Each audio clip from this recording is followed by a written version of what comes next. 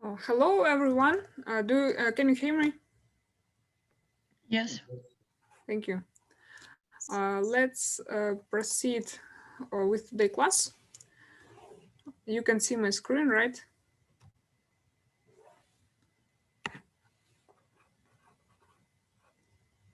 You cannot see my screen. Okay.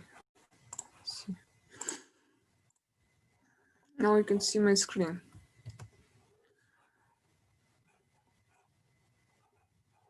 And you can see that the recording is on, right? Yes. Thank you. Okay. Last time we started talking about the very basics of the investment, and today we will continue, but more like with the specific instruments and their details. But before that, I would like to make a short review of the very recent news. Uh, I guess on Friday or on Thursday last week, the Central Bank of Russia, for the first time, announced the portrait of average Russian individual investor. So, and that's how it looks like. So in Russia, there are, according to the statistics, for 2020, there are 7,600,000 individual investors, and in total they hold almost 7 trillion rubles of assets. And also, central bank note that 75% of those accounts, they have like very small amounts, like less than 10,000 rubles. This are less than $200 for, and all those small accounts, they in total are around you see 0.02% of total assets held by individual investors. Also, it turned out that 70% of the investors are men, and all men in total hold 75% of all assets. So from here, we could conclude that on average, male individual investor holds more, a little bit more assets than female individual investor. So the most popular age for investor was from 30 to 40 years, but at the same time, more than a half of all assets on the market belong to people from 40 to 60. That's probably more or less intuitive, because when people get older, they get richer. So in the older category, probably we would expect to see more assets than in a younger one. Uh, and also a little bit about inequality of distribution. We see that almost 6% of all accounts hold almost 94% of all assets. And 1% of all accounts hold 64% of all assets. So, like, very small share of all individual investors hold really huge amount of money. Okay. So here it was a statistic from Central Bank of Russia for the last year. I think it's peculiar. Okay, let's proceed to the specific instruments. And today we will start talking about bonds. And if we have time, hopefully we will start talking about shares as well. So, bond. What is bond? We already discussed bonds shortly, so let's discuss them once again in more details. So, bond is a debt instrument which is somehow similar to a bank loan, but de facto, the investor just makes a loan to a borrower. A borrower could be of several types, and usually the bond issuer is usually obliged to pay interest to the person who lends the money. So this interest is called coupon payments, the amount on which this interest is accrued is called principal amount, and the bond, it's not perpetual. Usually it has some date on which the principal repaid back. So this date is called maturity date, and after this date, the bond's life is over. So that's how this is just one example of the classical payoff scheme. So you can see then on issue date, there is an initial investment from some investor. It's also can be called as a buying a bond. And then during the bond's life, we can see that there are regular coupon payments. And on maturity date, there is a principal repayment. So one big part you see of the last arrow, and the last coupon is paid on maturity date as well. And also note one notation, the principal repayment in the end is usually referred as face value. And also interesting thing, please note that the amount of initial investment could be not equal to the principal amount. So in loan, it's not usually the case. In loan, in bank loan, usually initial, or in bank deposit, initial investment is usually equal to the amount of principal you're getting back in the end. But in case of the bond, it may be not the case.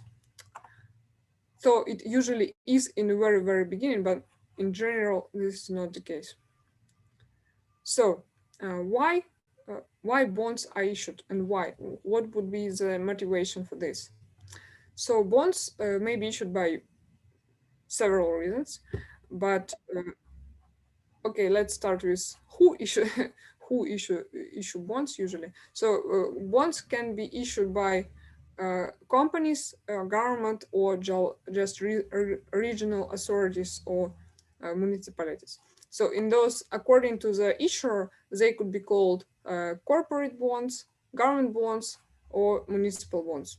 Those are three main types. Municipal bonds, for example, you would probably intuitively expect that government bond could exist, right?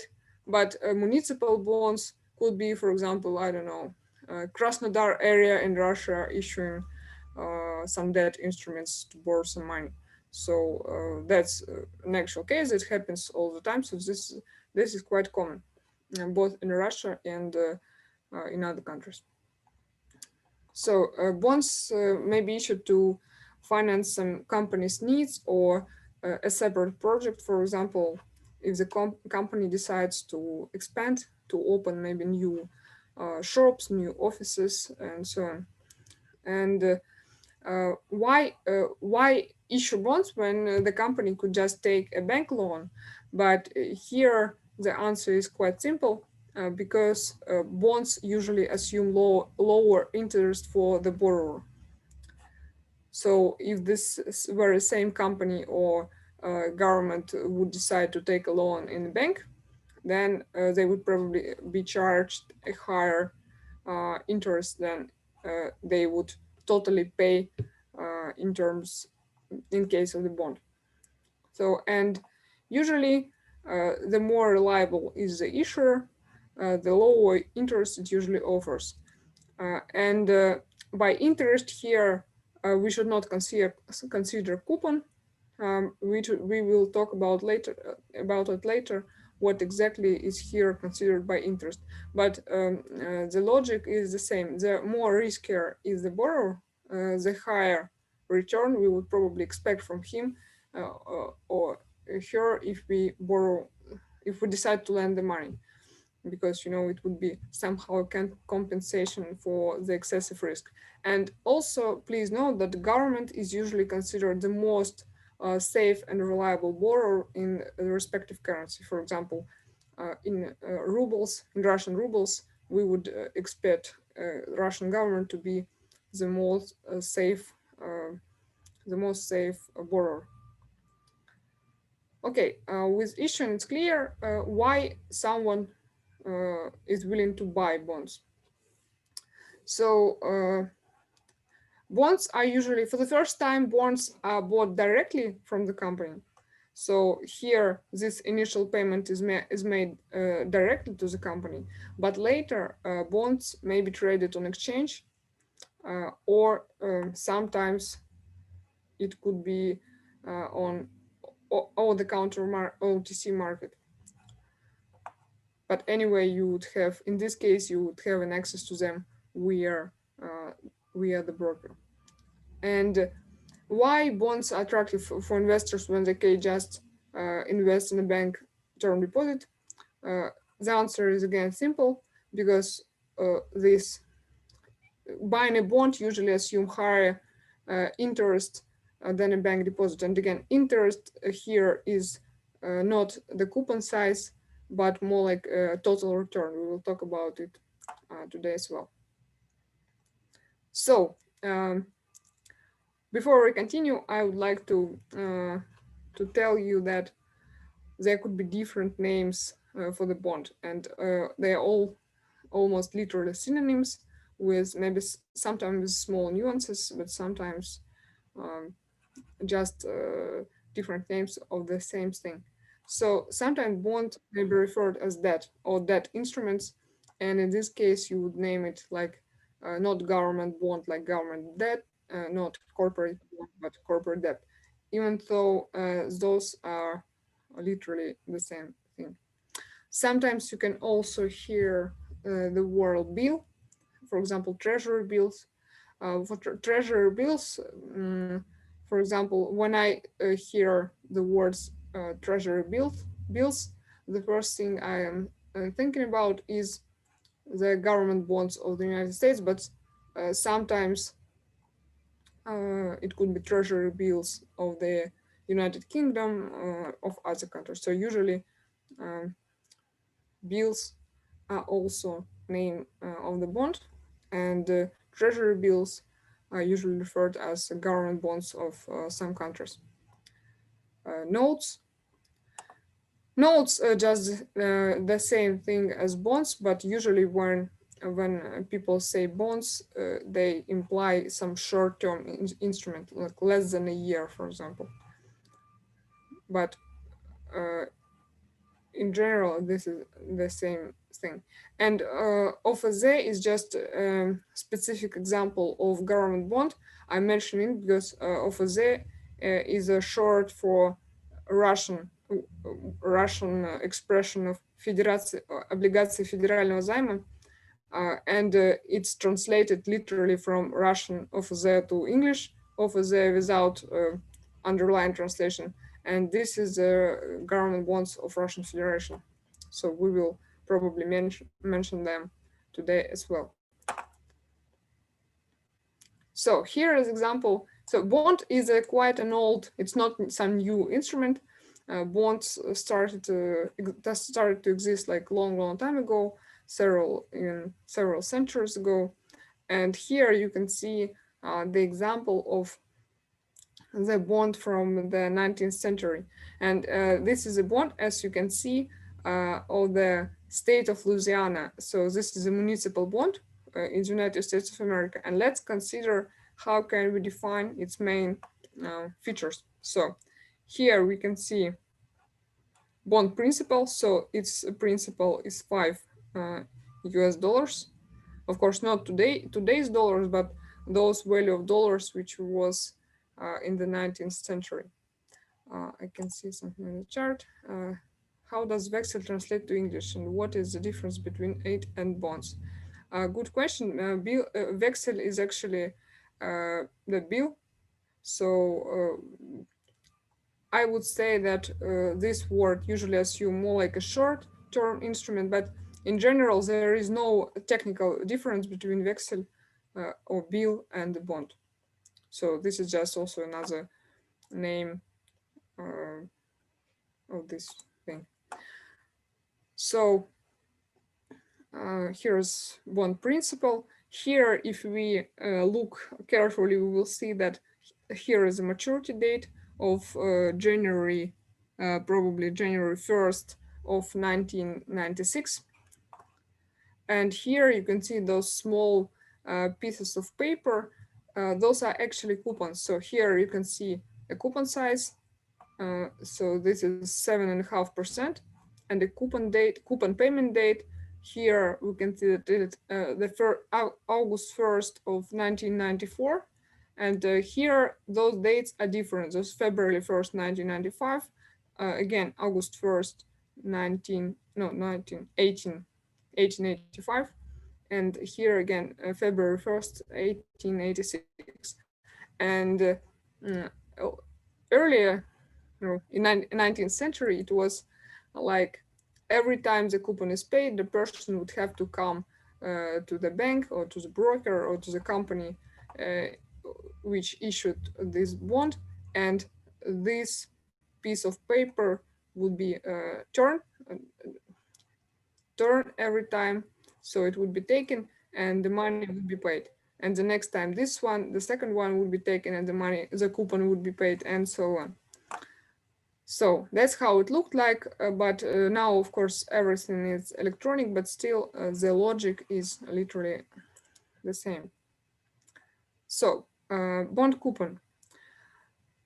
Bond coupon may be, as well as for bank instruments, it could be either fixed or floating. But here I would assume that floating coupon is more widespread than, is more common than for banking instruments. So what does it mean that coupon is floating?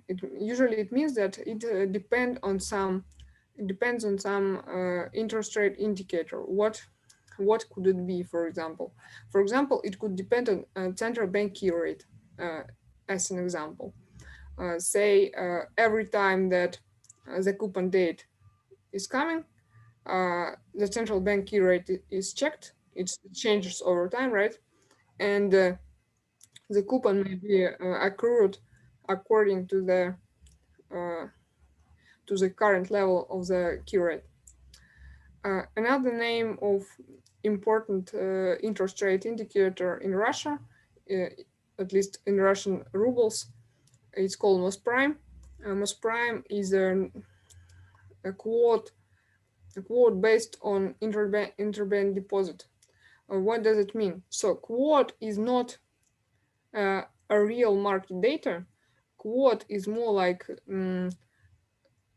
for example, the company which issuing this interest rate indicator, it just makes somehow a questionnaire among different major banks in Russia, and asks what is the level of deposit rate they would be ready to offer to each other, and then some kind of average is taken and given to the market as Mosprime indicator every day.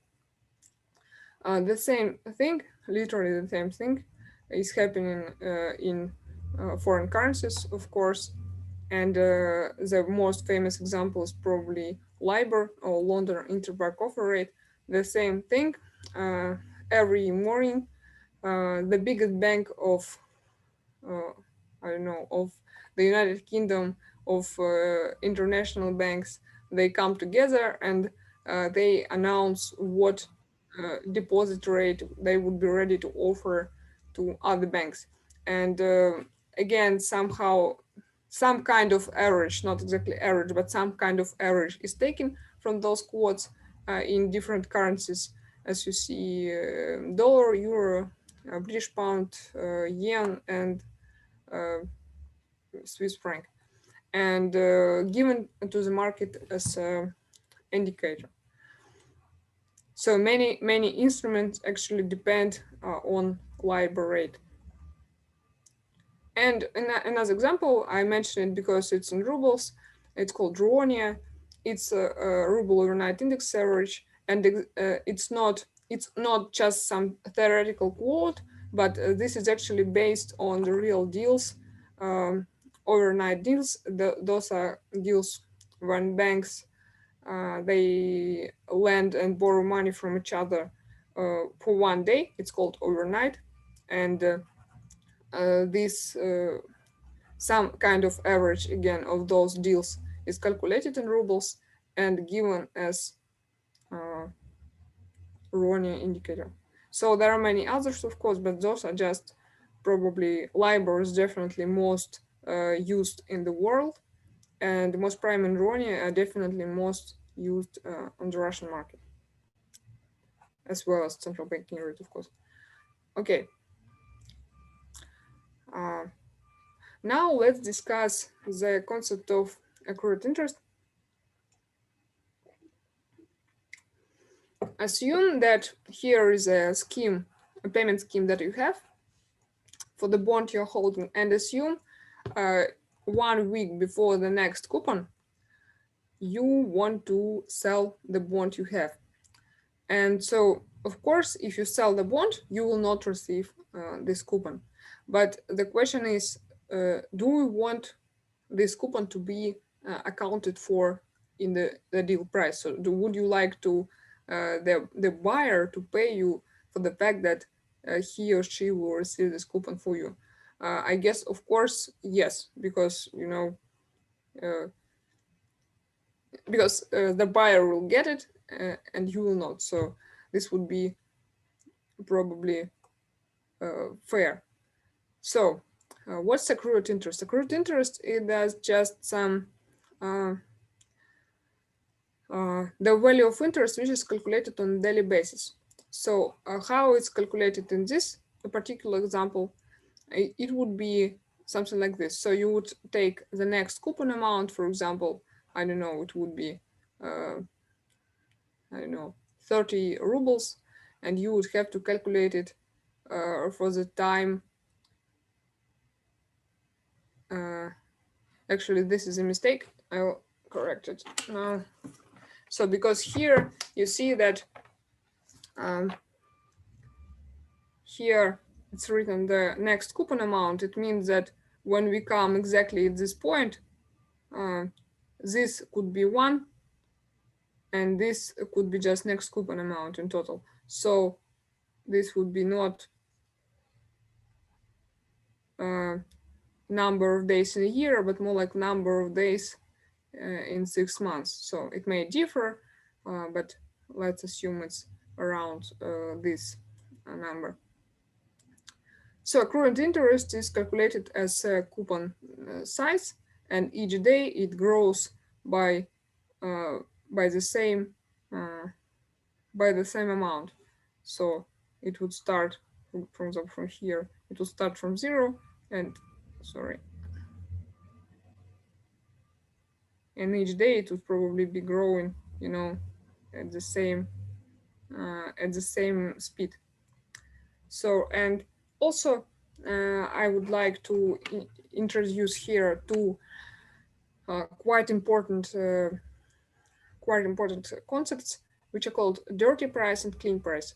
Dirty price are just, and in some way it's more intuitive. Dirty price is just the amount of money you will pay for the bond if you want to buy it, or what you would get for the bond if you are selling it. So this is just the total price of the bond, including accrued interest. And the clean price is the same price, but without accounting for accrued interest. Why is that, you would ask? That's usually because you see that interest is always accrued. So it's always here. So due to interest between the coupon payments, the bond price would be also always growing. And so if, for example, you are a trader and you want to understand how the bond price is changing, you could be confused. If you always account for interest, you'll probably be confused with this interest. For example, you would see that the price has grown, for example, over this 1 month, over this term, for example. But the question would be, was it just because this is a natural process of interest accrued, or because market conditions changed? And to avoid this confusion with this question, the traders decided to use the clean price concept.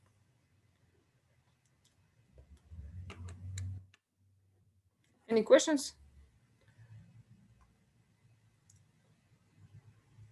Okay. So yeah, here you can see the one example of possible price dynamics of the clean price and dirty price. You see this the somehow of those peaks indicate. By the way, what do you think is here? Why from time to time the price drops? Why do you think is that? And the clean price, you see, it's always uh, always more or less on the same level. It's changing also, but not this much. So what do you think? Why? What are those points when those drops happen?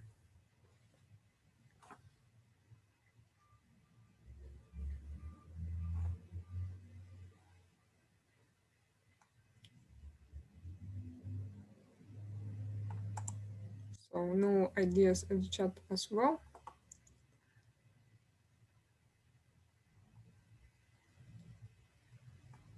Okay, no ideas. So I will just announce the answer.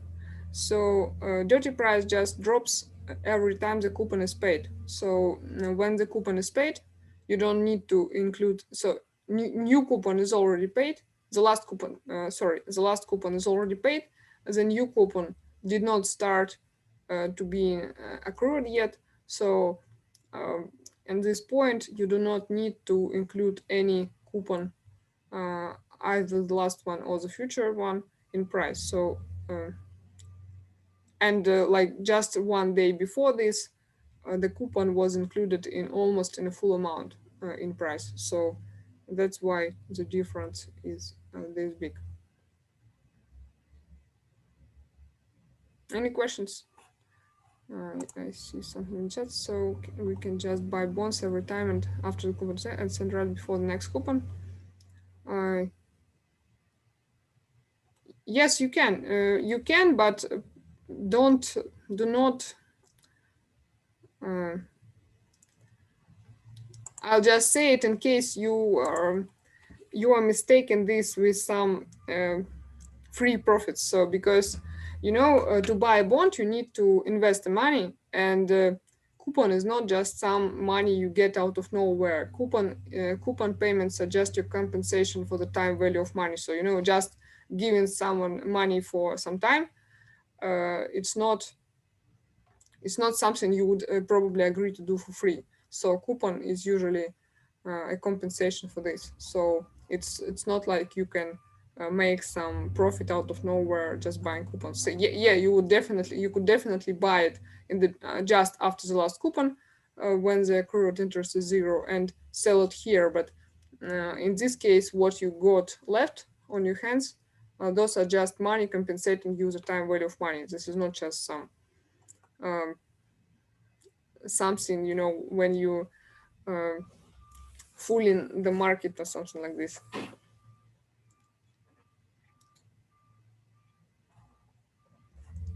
Okay. um, here is just one example, as if you have or if you would have a brokerage account. This is just an example of information you could see in the bond profile, and let's consider it closer. So usually something in the chat. Okay, thanks. Usually you always have the name of the bond and it's some ID number, and this name is what how it's recognized on the market. So just you probably don't care much about this information, but still, if you want to Google something, for example, on this security, you would use this number probably. So here is, as you would guess, a bond price, but what is important here is usually in the brokerage account on in any trading venue, you would see the clean price. So in this price, you can see the accrued interest is not included yet. So if you see something like this, like 99%, this is a clean price. Don't be confused when you will be asked to pay more money. And always, like in 100% totally, all bond prices are stated in the terms of 100. It doesn't matter how much is the actual principal of the bond, the price will be stated always in terms of 100, or in terms, or you can just see it as a percent of the principal of the bond. So here is also daily change of the price. Maturity date, quite clear. That's that's when the bond's life will end. And here, as you may guess, it's coupon size and accrued interest rate. Why do you think it looks like this? So here we see a price of 100 and coupon is 37. So probably, it would be strange to expect that the coupon is actually like 37%. So it's like extremely high. Probably it's not the case. Any ideas what this could mean? Why is it so, uh, coupon seems to be in different terms than the price? Any ideas?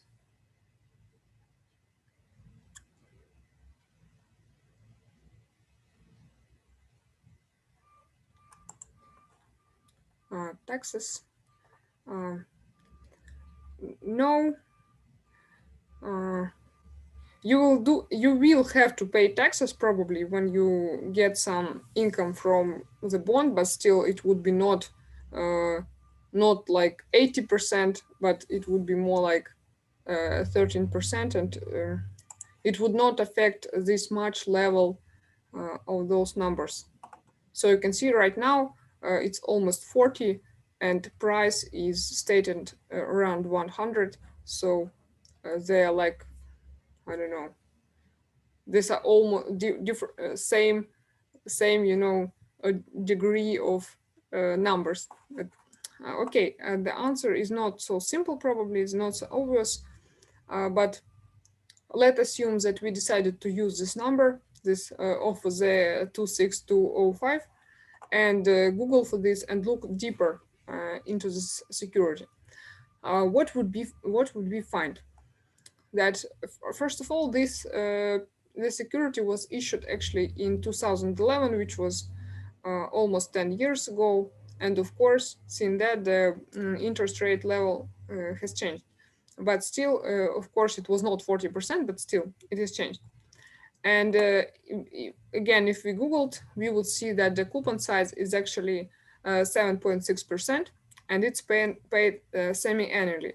Semi-annually, it means once in 6 months. 6 months. So, as we discussed, as you probably remember, that all interest rates are almost always stated in annual terms. What does it mean? It means that if we state the coupon is 7.6%, then it is paid semi-annually, we would have to divide this number probably at around in half. So in absolute terms, it would be 3.8%. So this number, if we write down it like, sorry.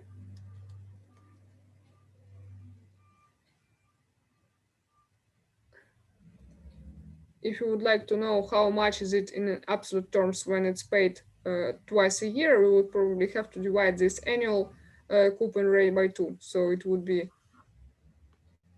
something like this. And this number already remind this one a little bit more, but still they're different. Also, we would see on this deeper information on the internet that bonds and nominal is or principal. Those are also synonyms. Sorry, I did not mention this before, but bonds nominal or bond principal is 1,000 ruble. So as I said, it doesn't matter what actual nominal of one security is. The price will always be stated in terms of 100. So now we know that the principal is like this, and we can calculate the number of coupon. the actual size of the coupon. So we see that we need to multiply 1000 ruble for the size of the coupon in percent. And also here I just divided by 2, but to be more precise, usually we would need to specify the exact number of days between the last coupon, which was probably in October of 2020, and to calculate the share of this period within the year, the whole year. So, and if we do like this, we would get exactly the number of money we are expecting to get as a next coupon. So 182 is actually the number of days between the next coupon, which will happen on April, and the last coupon, which was in October. And the exact thing we can do with the accrued interest. So from those 182 days, just 96 left. So this is how much interest is accrued for now. So this is exactly what we see in the bonds profile. Any questions on this?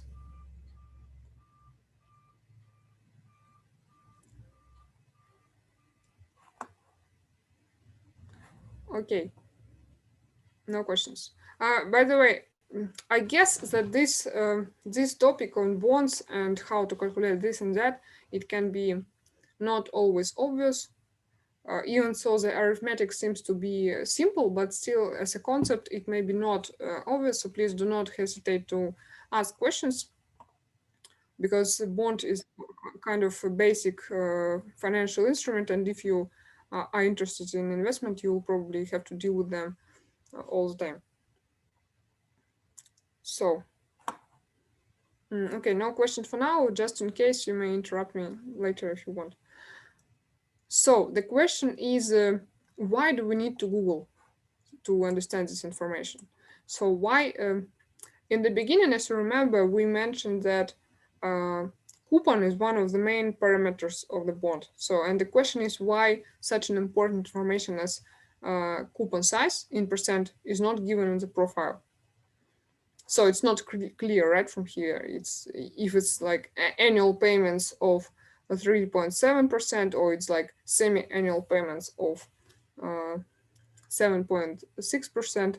So why this information is not usually in a bond profile? Maybe somewhere it is, but this is classical example, and here you can see it's not here. So there is such thing. It's called yield to maturity, and this is always in a bonds profile, and this is a quite crucial concept. So please.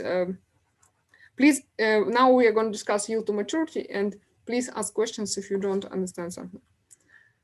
So what's yield to maturity? Let's start with a formal definition. For yield to maturity is actually a total return that you will get from the bond if you hold it till maturity, and every coupon you will get, you will not just keep it, you will reinvest it at the very same rate of return. So probably just from words, it may be not clear. So here is mathematical definition. I just found this picture on the internet, but it would always be like this. So yield to maturity is just a solution of this. So yield to maturity is here, right? This is a variable. Those are the size of coupons, and those are the face value. So remember, the amount of money is repaid on maturity date. So this is a principle of the bond, actually. So if we make such an expression and we want to find a solution of this equation, so we know the bond price on the market, assume in our example it was like this, but here here by bond price implied doji price. So it also we would have to add an accrued interest.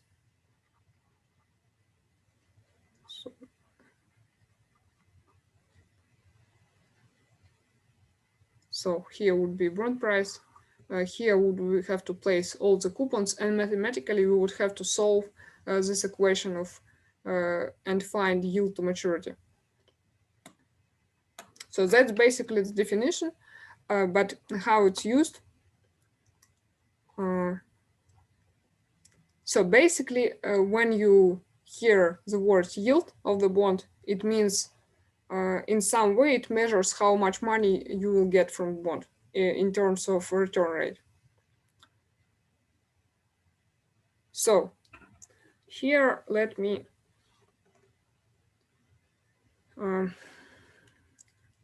draw an example. Let's assume we have, for example, this payoff scheme. Coupons.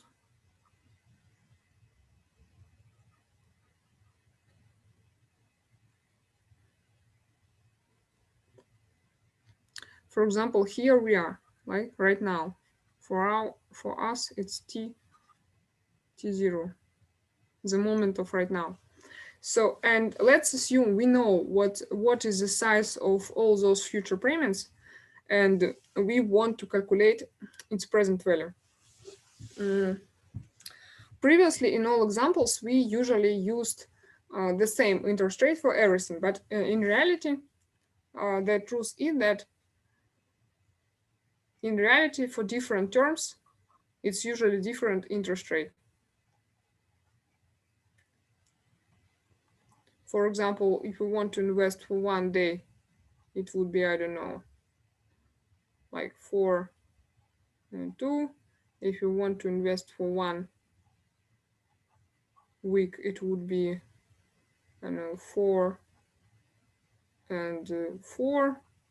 I don't know, it's not a real market data, but it could be one example of this. If it were for 1 month, it would be 4.5, etc. And for example, I don't know, for 2 years, it would be already 5.7, for example. So the main point here is that interest rate level, it may depend on the term, what is what is discussed. For example, if you want to borrow or lend money for 1 month, this would be the reference level of interest rates. And if you want to borrow or lend money for 2 years, this would probably be the reference level of interest rate you would look at.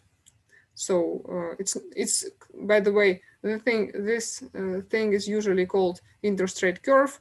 It's not always like this. It may be like this or like this, but usually this is like this. Like this is a standard, because the longer is the term that you are borrowing money for or you are lending money for, the higher is the risk for the money lender. So this is some kind of a compensation for this additional risk. But never mind, the main point here is that interest rates are different for different terms in general. So, and let's assume we are here and we want to calculate all the present values of all future payments. So let's assume this is the size of the coupon, and here in the end it would be coupon and principal. And if you want to calculate the present value of this, let's assume this is 6 months. This is 12 months, 18 months, 24 months. What would be the interest rates we would use to calculate the present value of the first payment? Present value. Okay. Remember, when we discussed time value of money, we usually we said that we need to discount those future payments according to their discount interest rate. Assume that we know what it is. for what term this the discount interest rate would be for the first payment?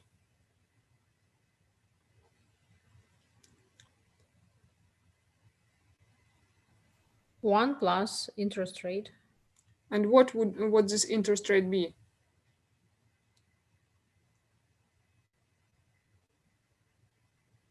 Okay, I'm not asking about the absolute value. I'm more like asking about how would we understand what interest rate to choose for this discounting.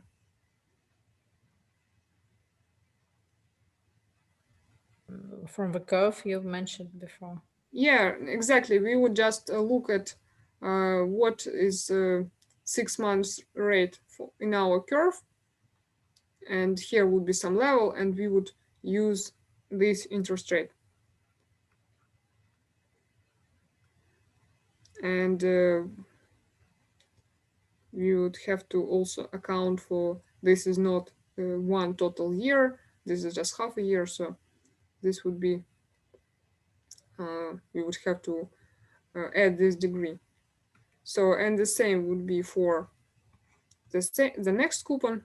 We would use already different interest rate for 1 year. So this is 1 year in total, so we don't have to arrange anything. We just, for technicality, let's add 1 here. The same for the third payment.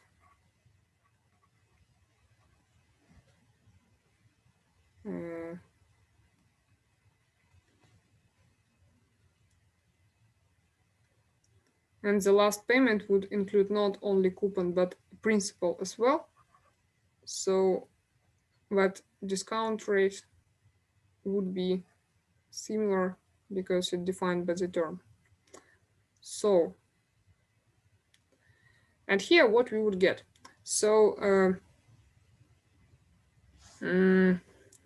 if we considered all those payments separately, we would say, okay, this one would bring us, I don't know, this time value of money, this one would bring us this time value of money, for this time value of money, and here this time value of money. But this is quite complicated, especially if this is a long-term instrument. And we would probably want to make some average measure of how much we will earn over the lifetime of this bond. So what could we do? We could just do exactly the same thing that we just showed. You could say, okay, let's calculate what this average return would be if we want just to use some average metric instead of different interest rate for different terms. So it would be much easier if we could just use one metric for the whole payments for all payments. So, and we know present value because present value is what we see as the market dirty price.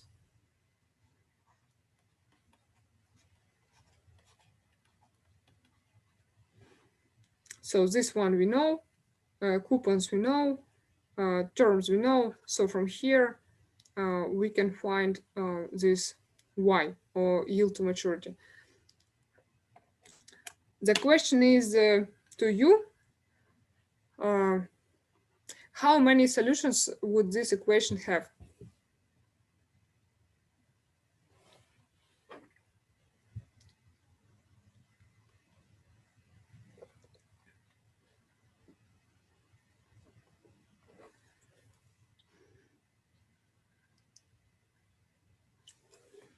Definitely some of you can answer this, so I'm waiting.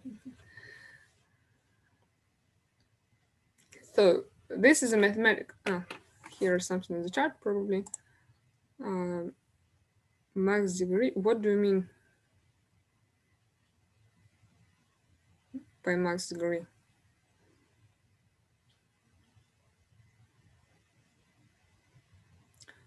Okay, the question was how many. Oh, this is some old message. No, okay. The question is when you have some constant on the left and you have expression which is using some variable y on the denominator,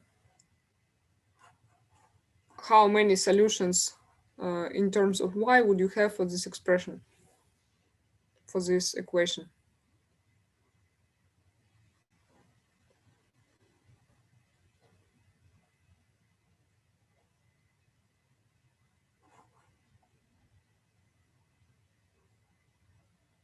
Come on, for people with technical background, it should be definitely quite an easy question.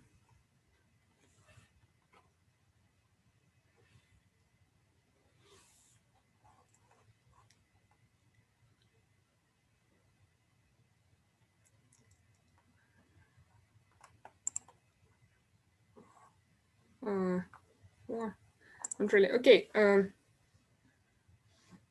let's consider those functions of y on the right.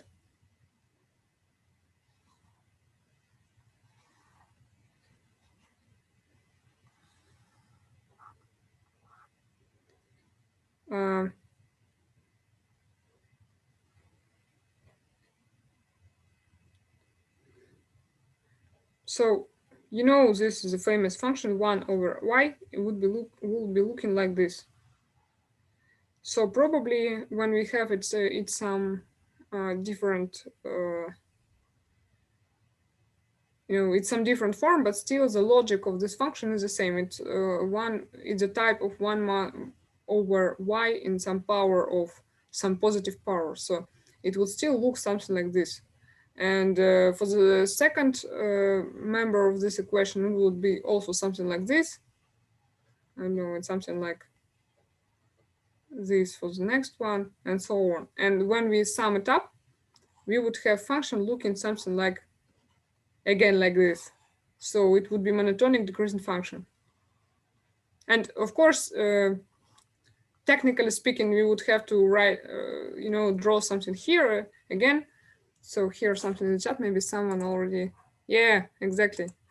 So the question in the chat is already, the last question answer in the chat is correct. So we don't have about this negative area because the bond price, it's always positive.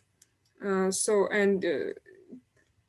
we don't care about this area. But so we have from the right, we have a monotonic function of y, and it's monotonically decreasing. And from the left, we have a constant.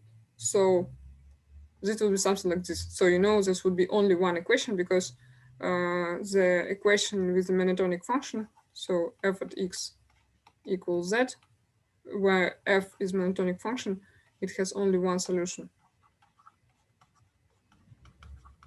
So there would be always only one solution, no ambiguity. Any question on this part?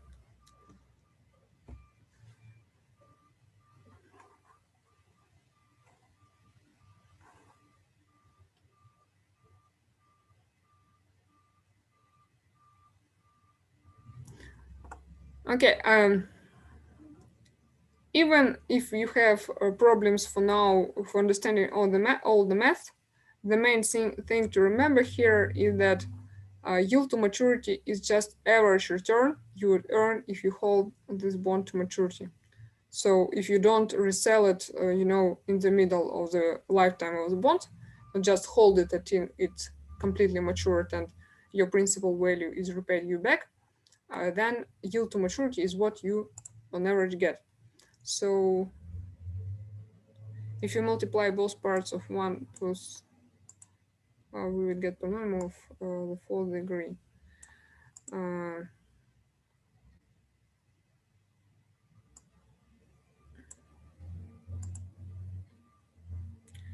It probably,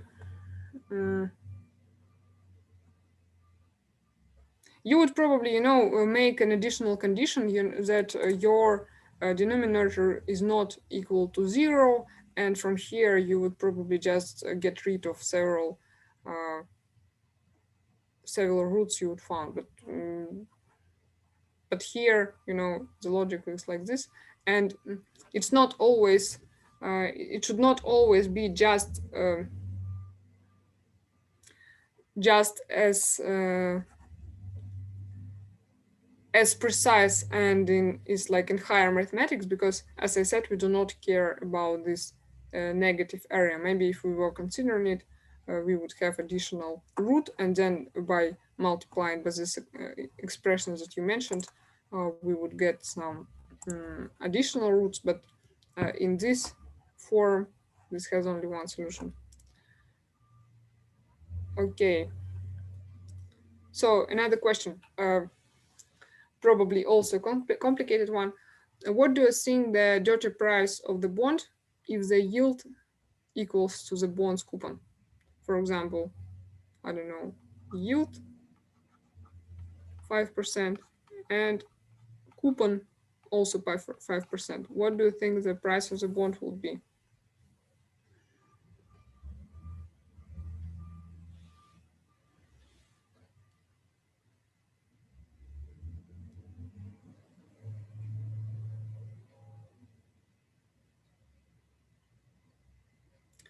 So let me start drawing, and if in the middle of my drawing you'll understand what the answer is, so please type it in the chat or just say it with your microphone.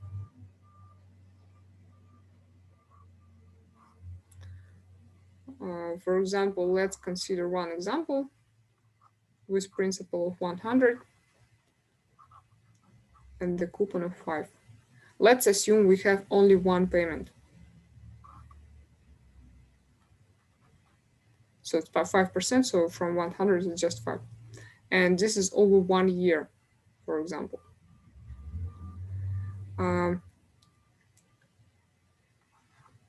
This is today, this is 1 year. What would be the price of this bond with only one payment today?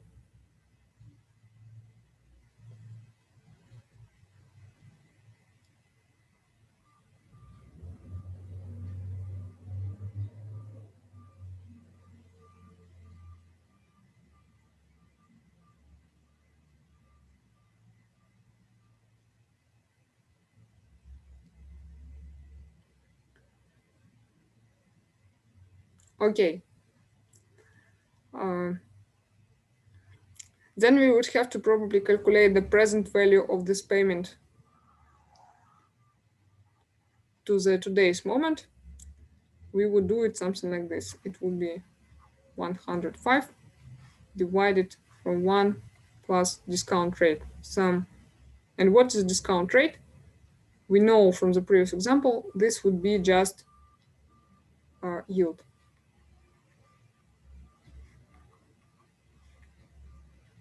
And what is this expression?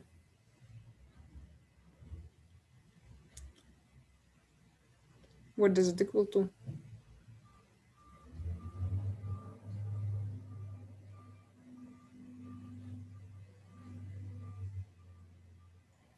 $100. Yeah, exactly. This is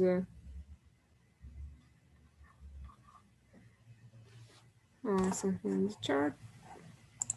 Yeah, 100. Thank you. So we could do the same thing if it were, for example, 2 payments.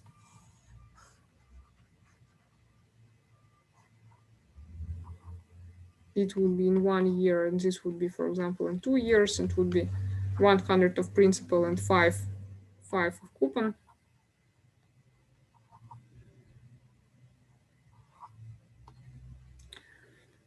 So let's start with that. What would be the value of this last payment if you want to do it not like this, but first like this and then like this? So we will calculate the present value in 2 steps.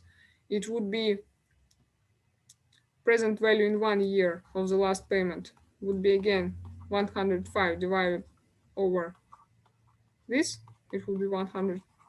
So getting 105 here, it's from the point of view of mathematics, it would be the same as instead of this, just get 100 here.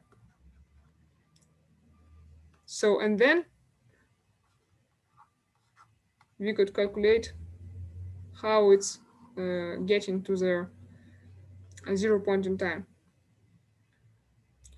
So it would be, first of all, we would have to account for this another coupon we did not account yet. It would be 5 over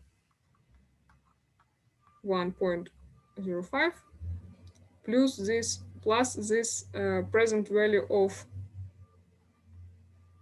by the way, I hope you could see what I'm writing, because sometimes I know that okay,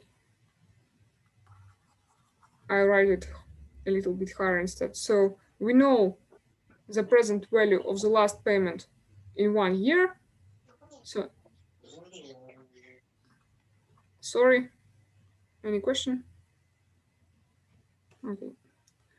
So present value in the moment of 0 would be discounting of the first coupon payment, and we know the discount rate we can use for every payment is 5%. And another part of this expression would be present values that we got in 1 year, again discounted at the very same rate.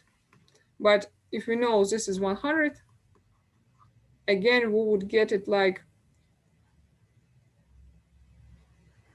105 divided over 105. So it would be again 100. So the main confusion is that, so any question of those calculations?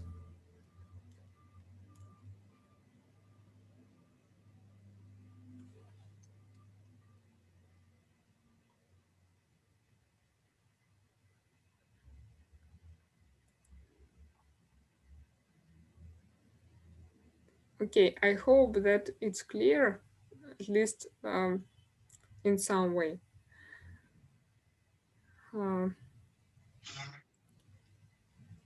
Okay, the answer is that if the yield equals to coupon, then the price is around 100. Why it's around 100, not exactly 100? Because when we are between two coupon payments, it may be different for accrued interest. But when the bond is just issued and its yield equals to its coupon, the price would be exactly 100.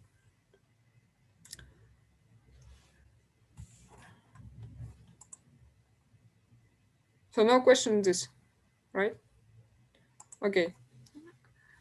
So here the answer would be 100. And this could also be understood intuitively. Why? Because yield is in general our discount rate. So what is the time value of money? Discount rate is literally the time value of money. And the coupon is a compensation we are getting.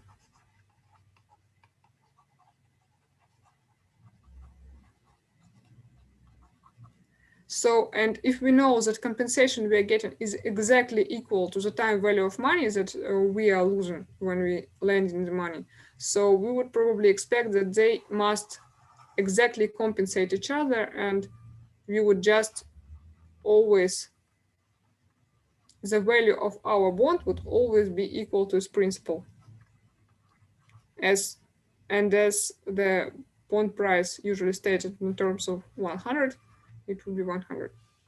So, and what in this logic, again, now just intuitive logic, what if yield is higher than coupon? Then what would we expect from the bond price? How do you think?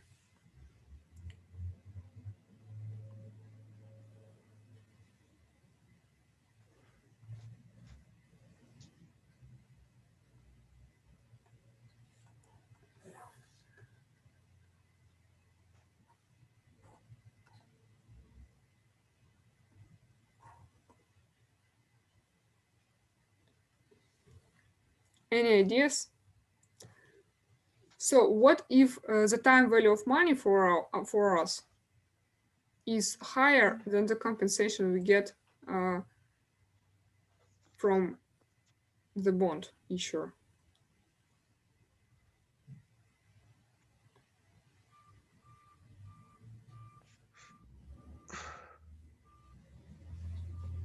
So we have something in the chat. Negative. Negative. I believe you meant the right idea. It would not be negative, of course, because we still want, to get some money. You see here some clarification. Less than 100. Yes, exactly. That's, I believe, what you meant for negative. So it would be just less than 100. And if yield is less than coupon, then vice versa. Our compensation for holding the bond would be higher than the discount rate. So it would be more than 100. So this is an important thing to understand, because probably if you will be investing in bonds one day, this is a simple conclusion you may just make looking at the bond price, but still okay, never mind. Any questions on this?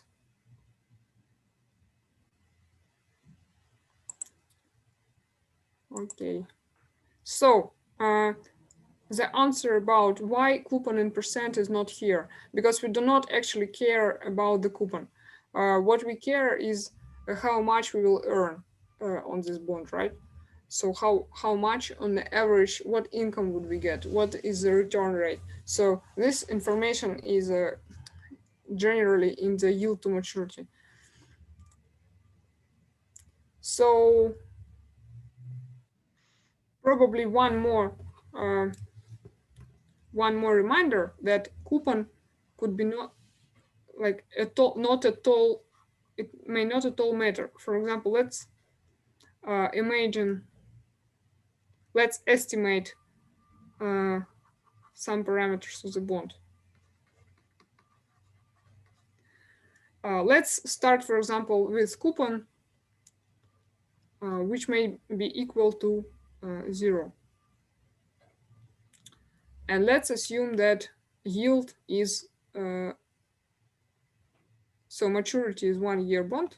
Let's assume this is 1 year bond. If yield is 1%, could you estimate what the price of the bond would be in this case?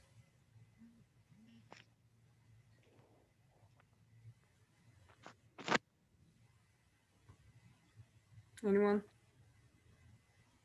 This is bond for 1 year. So in 1 year,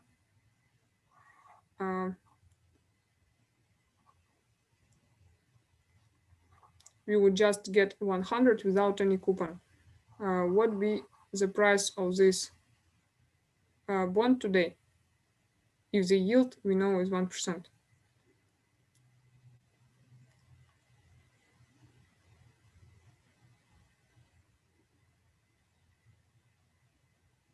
Okay, the precise answer would be 100 over 1 plus 1%. But we could estimate it to be like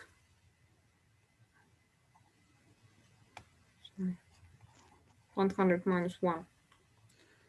So it would be 99, approximately. Not exactly, but approximately. On some situation, you can just make estimation like this. So, and I will be doing it for this example. So let's now assume that for the very same bond, the coupon increased, and now it's not 0, and it's, for example, 1%. We know that if yield equals to coupon, the price would change to 100, and the yield would be still 1%. So what would happen if coupon would suddenly be increased to 2%? Then the price would change. It would be 101. The yield would still be around 1%. So those also not approximate numbers, but I believe they're still quite good estimate. So, and the point is that whatever coupon would be, I don't know, like this. The change of the coupon, it's usually reflected in the bond price, but yield is defined not by the bond itself, but more like or by the market conditions. So the yield would still be the same. So that's why we do not care this much about the coupon.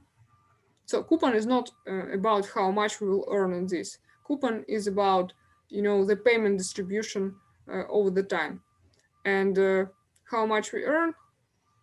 It will probably be, it's much better reflected in yield. So that's why we do not care this much in terms of return about the coupon.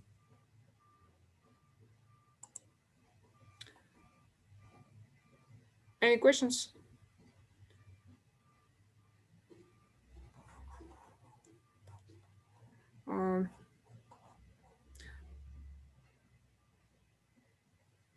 I'm sorry, just I need to make this noise from the street a little bit less. Here are just some snow machine, and it's making noise. I'm not sure if you can hear this, but I can, and it's annoying. So let's continue. So this is yield, which defines how much the investor will earn. This is not the coupon, so we don't care this much about the coupon in terms of percent. So let's move further. Ex-dividend date. What's ex-dividend date? Ex-dividend date is a date when the person who will receive the coupon is fixed, or the company. So the coupon receiver is fixed. So usually it's around 2 days between the ex-dividend date and the payment date. So this is the scheme. This is how it generally look like. For example, on this date, let it be, I don't know, January 22, and ex-dividend date, for example, is on January 20, and here we are. And for example, if we buy a bond today, we will get the interest. But if we will buy bond after the ex-dividend date, we will not receive this coupon payment. And this is the person who we bought this bond from. He or she will get this payment. So to be completely precise, you remember this this graph. Actually, the price drop happens not at the date when the coupon is paid, but it happens on the ex-dividend date, because you know that if you buy bond after this ex-dividend date, you'll still not get the coupon, so it may not be even more reflected in price.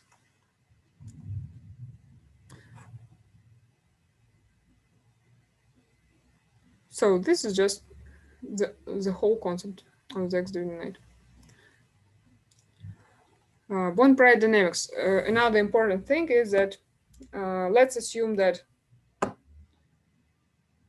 you have a bond which matures in 10 years, and you have a bond which matures in 1 week, for example. What would you expect from the price volatility from those two bonds?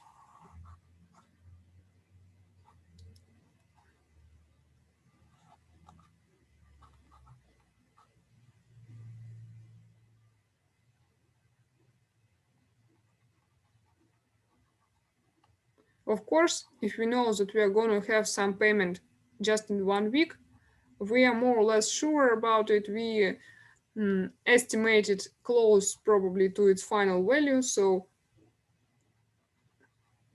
it should probably, its price should be around 100.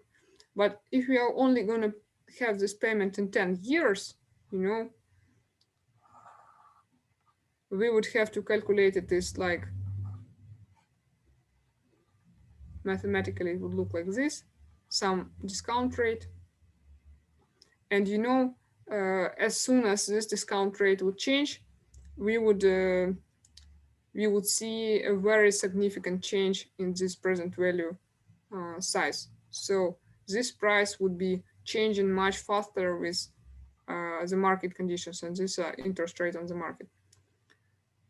So the main idea is that the more time to maturity the more time to maturity we have, the higher the price of the bond will be changing every day. And the closer to the maturity date we are, the closer the price is getting to 100. And we are talking about the clean price here, right? Because uh, in case of the dirty price, we would also have this final coupon payment here.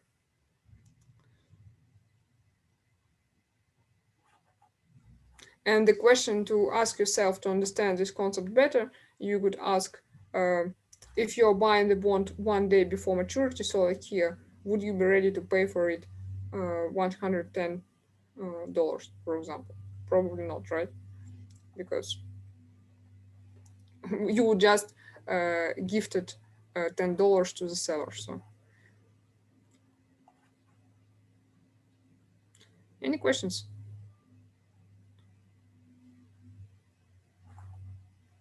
Okay. Redeemable bonds. So now we will discuss several specific types of the bond that we can meet all the time on the market, on the Russian market or on some other markets. And we will start with redeemable bond. Redeemable bond, it's in Russian, it has a specific name. It's called облигации с офертой. So what does it mean? Redeemable bond is when someone can demand the early repayment of the principal on some specified date.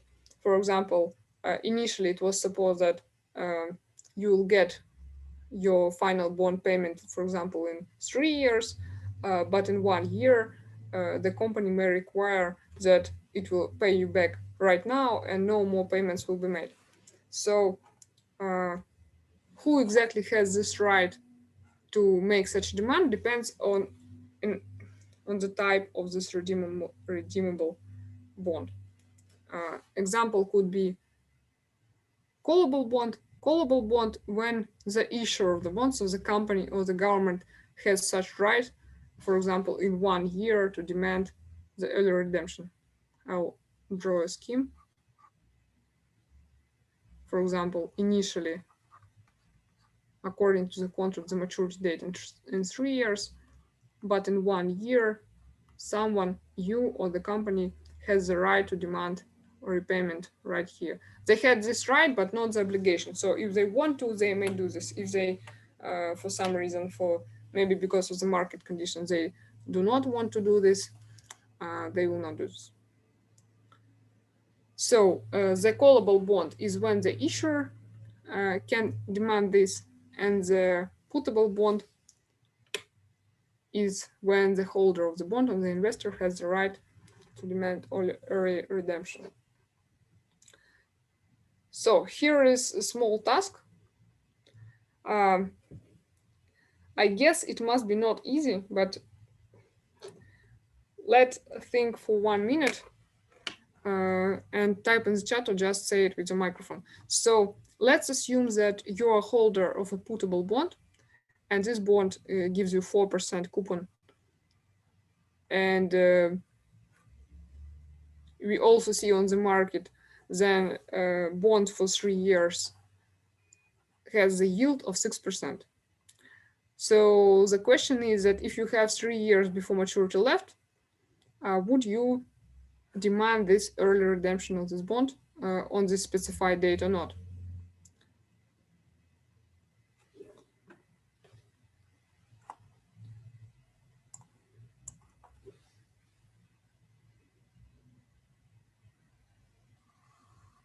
So here is your bond.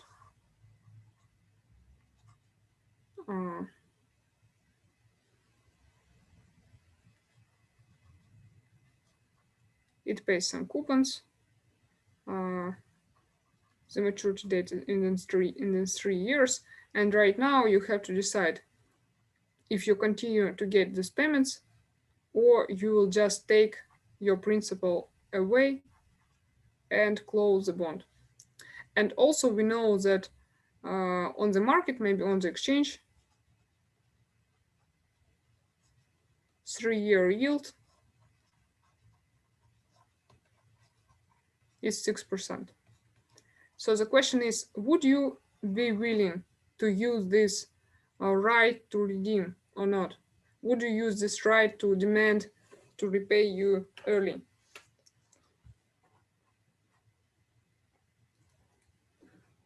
I'd say yes, because of the inflation and so on, because now money are like more, I forgot the word, more value than in 3 years. So I'd say yes, but I'm not sure.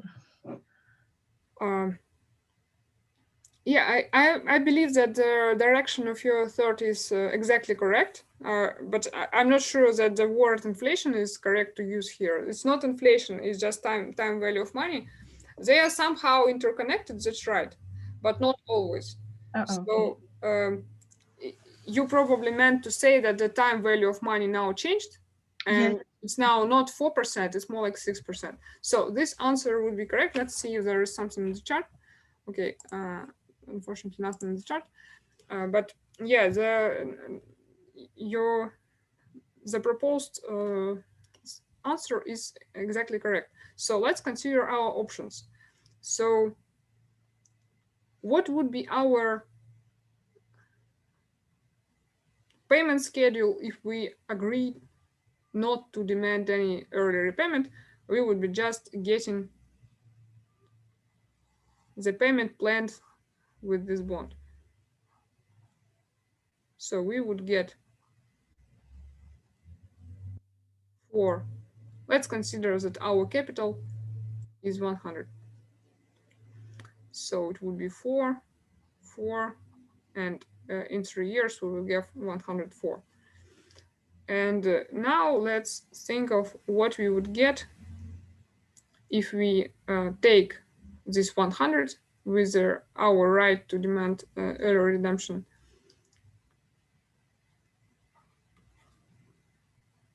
So we would probably reinvest those money in our new 3 years instrument, to make it, to compare those options, we would need to make them comparable. So we would have to assume that we would reinvest for 3 years.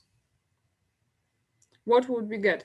We do not know what coupon this instrument offers, but we know that yield of 6% assumes that on average we will get 6% a year for a year during the lifetime of this bond. So we would get 6, and 106. So we see that on average, the return that we would be getting from our reinvestment option is obviously higher than the return from the option to stay with the current bond. So the answer is that yes, we would definitely be using our right to demand the early redemption. And by the way, this is often a feature of corporate bonds. So both in Russia and in other countries, you may often see this feature if you buy corporate bond. And probably even, I'm not sure about this because it didn't happen to me yet, but it may be even the case that you do not usually have to think about it. So usually if it's profitable to you to reinvest, your broker would probably do this for you. But I'm not sure, this is just my assumption, that usually broker is supposed to do what's more profitable for you without asking. Any question on this?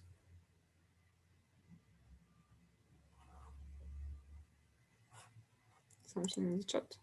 Why in the first case we look only at coupon and in the second only at yield? A good question, actually. So for the first bond, we only have, because the short answer would be, this is because this is the information that we get, and this is what we're trying to use.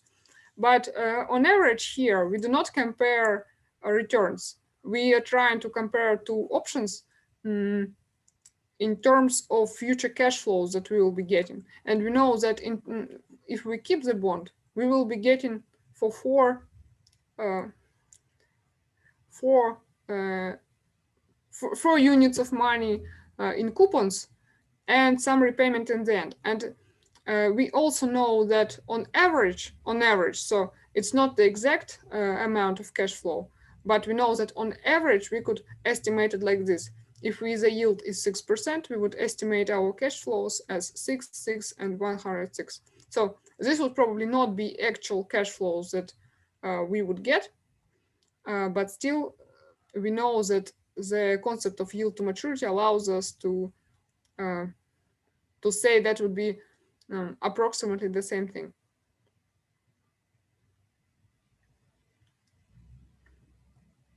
Did I answer your question? So the answer is that those are the data we have, and we're trying to use the data available to us to compare the future cash flows that we will be getting during the lifetime of the bond. Okay, good.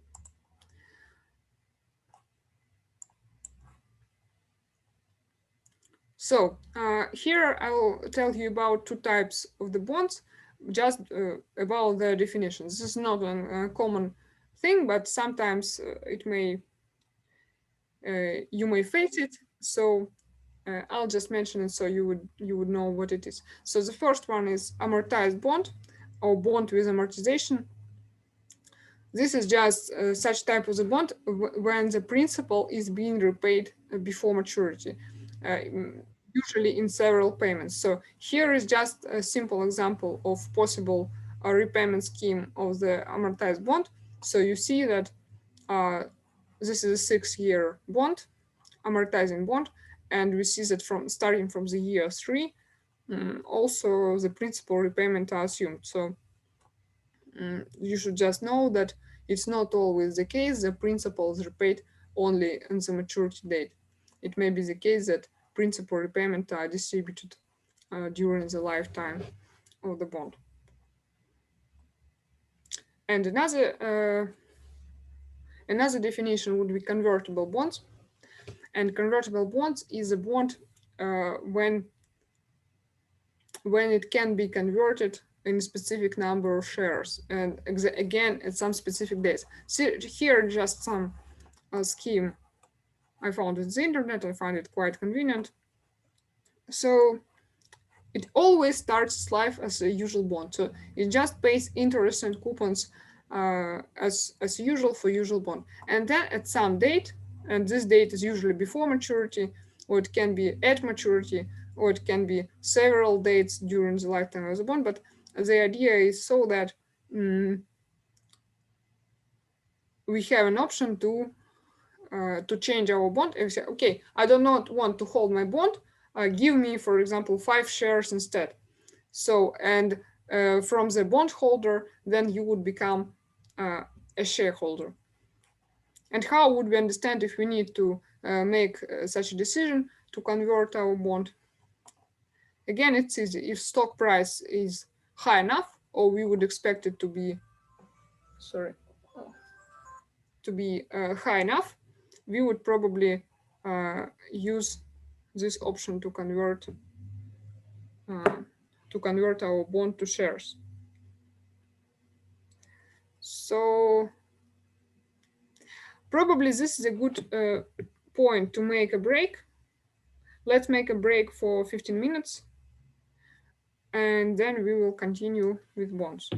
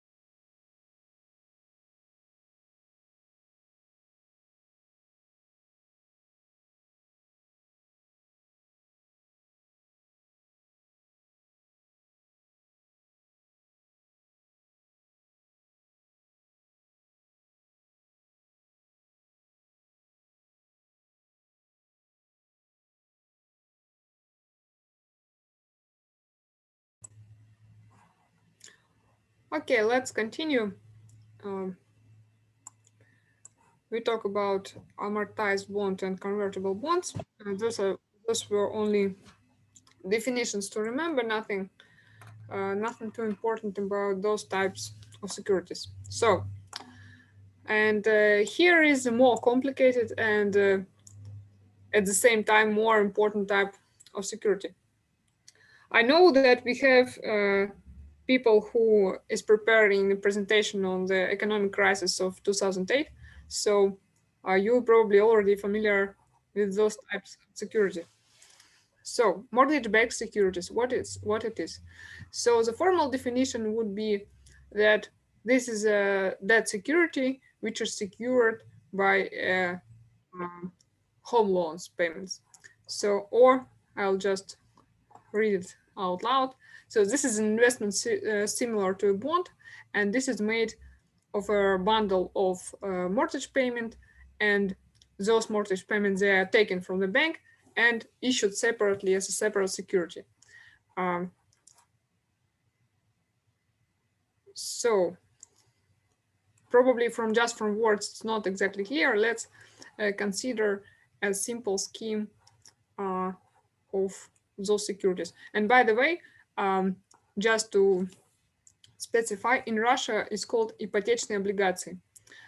They becoming popular, not so popular, but they're more like actively promoted by the Russian government, and they're available for individual investors for now, I believe, from companies like Dom.RF, for example. There. Okay, let's consider the payment. Something in the chat. Yeah, exactly. The Big Short movie, or "Игра на понижение" in Russian, it was about those types of securities. But I haven't seen the movie actually still. But I'm all the time I'm going to. But I know the storyline. So let's assume that there is just some bank, and this bank has a lot of mortgages given to individual people.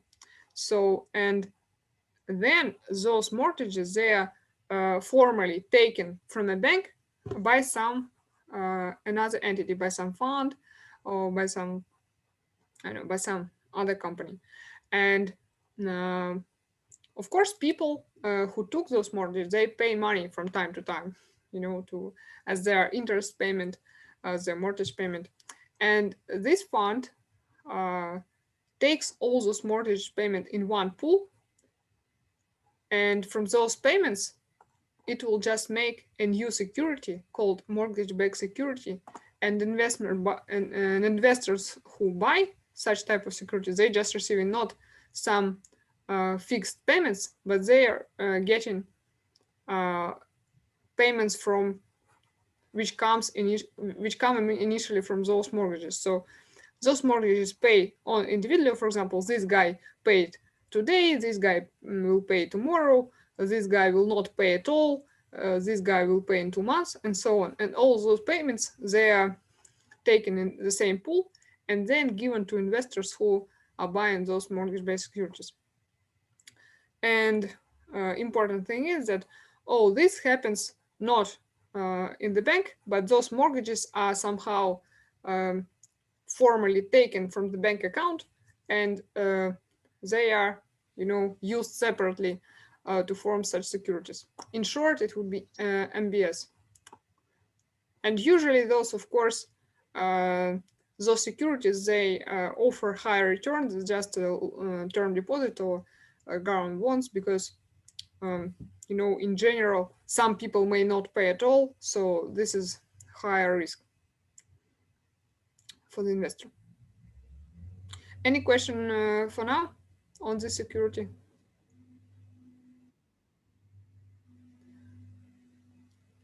So, and this was a simple example, and I may be mistaken, but in Russia we have a major agency issuing such type of securities. As I said, it's called Dom.RF, but usually, generally in international market, it's a little bit more complicated. There is some intermediate stage, and sometimes this pool of mortgage payments, it may be divided into several tranches. Those tranches are chosen according to the level of the credit risk. What is a credit risk? A credit risk is the risk the sum of mortgage holders will not pay money at all. So, and those tranches, they are prioritized. So those senior secured tranche holders will get their money first. Then if there is not enough money coming from mortgages, the mezzanine tranche holders will get their money, and the last to get the money will be unsecured tranches.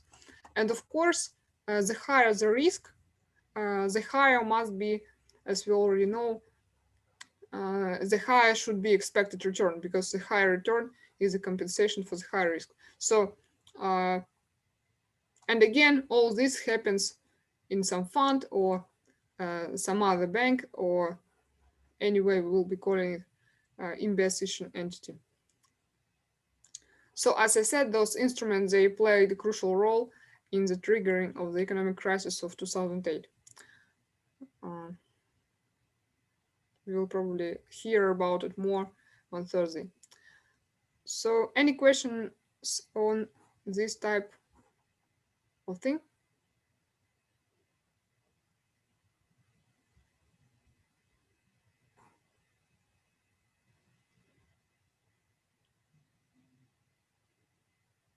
This may be a complicated instrument, but it's still quite an important one. And the main thing to remember probably is that all those payments are coming not by themselves, but only if they come from the mortgage pool, and they may be divided into several tranches according to the level of credit risk. And the higher is this risk, the higher is supposed to be the expected return from those securities. So just so you knew, because as I said, in Russia, they're actively being promoted, and maybe the case that one day you will offer to buy one, for example. So next type of debt instruments, which deserves attention, I guess, is inflation-linked bonds. Inflation-linked bonds, they're essentially, these are bonds which have some protection from inflation, because when we invest money in general, we may even know how much we will get back, but we do not know what inflation would be. So we do not know how will this inflation affect the purchasing power of those money we will have in 1 year. So for those who cares about this, there are inflation-linked bonds, and this is a bond where the principal is adjusted for inflation on everyday basis. Usually, it may be some other basis, but by default, it's on everyday basis. So, and I guess the simpler way to understand this is just to consider one example. Let's assume we have just one bond without coupons, and it has principal 100, and it will be paid in time t. So then in time t, if in usual bond we would just get 100 back, so here it would be 100 adjusted for the inflation. And this is inflation in absolute terms. So how much, for example, if the t is in 3 months, then this inflation would be over the 3 months. So, and eventually our principal is safe from the inflation. And if we consider a little bit more complicated case where the bond is paying coupons, it will be quite the same, but just the coupon would be accrued on a little bit different rule. On every day, to the coupon accrual would be added such an expression. So it would be coupon rate adjusted for it's just 1 day and multiplied by adjusted principal. And principal would be adjusted for inflation every day. And the same for the final principal repayment. It will be initial principal multiplied by the same coefficient as in previous example. It would be where I is just inflation over this period of time. So any questions on this? And by the way, we already have some government bonds or OFZ available in Russia for individual investors. So just in case, this is not just some abstract thing, this is an actual thing that you could buy on the market. So, and this is a picture which reflects quite well, I believe, the nature of the inflation-linked bonds. If we, for example, first consider the classic bond, the standard bond, not inflation-linked, then we, as I said, we know how much money we will get. We know the nominal return, but we do not know in advance how much it would be in real terms. We do not know. You remember when in our very first class, we talked about nominal terms and real terms. So for example, a nominal GDP and real GDP. And real is about how much you can still buy on those money. So you know how much you'll get, but you do not know how much you will be able to buy on this money you will get. And for inflation-linked bond, it's vice versa. You are fixing your real return, so you're protected from inflation. But of course, you do not know in advance how much in absolute terms it would be, because you do not know in inflation in advance, and then it will be calculated and accounted in all the payments in the future. So that's how it works.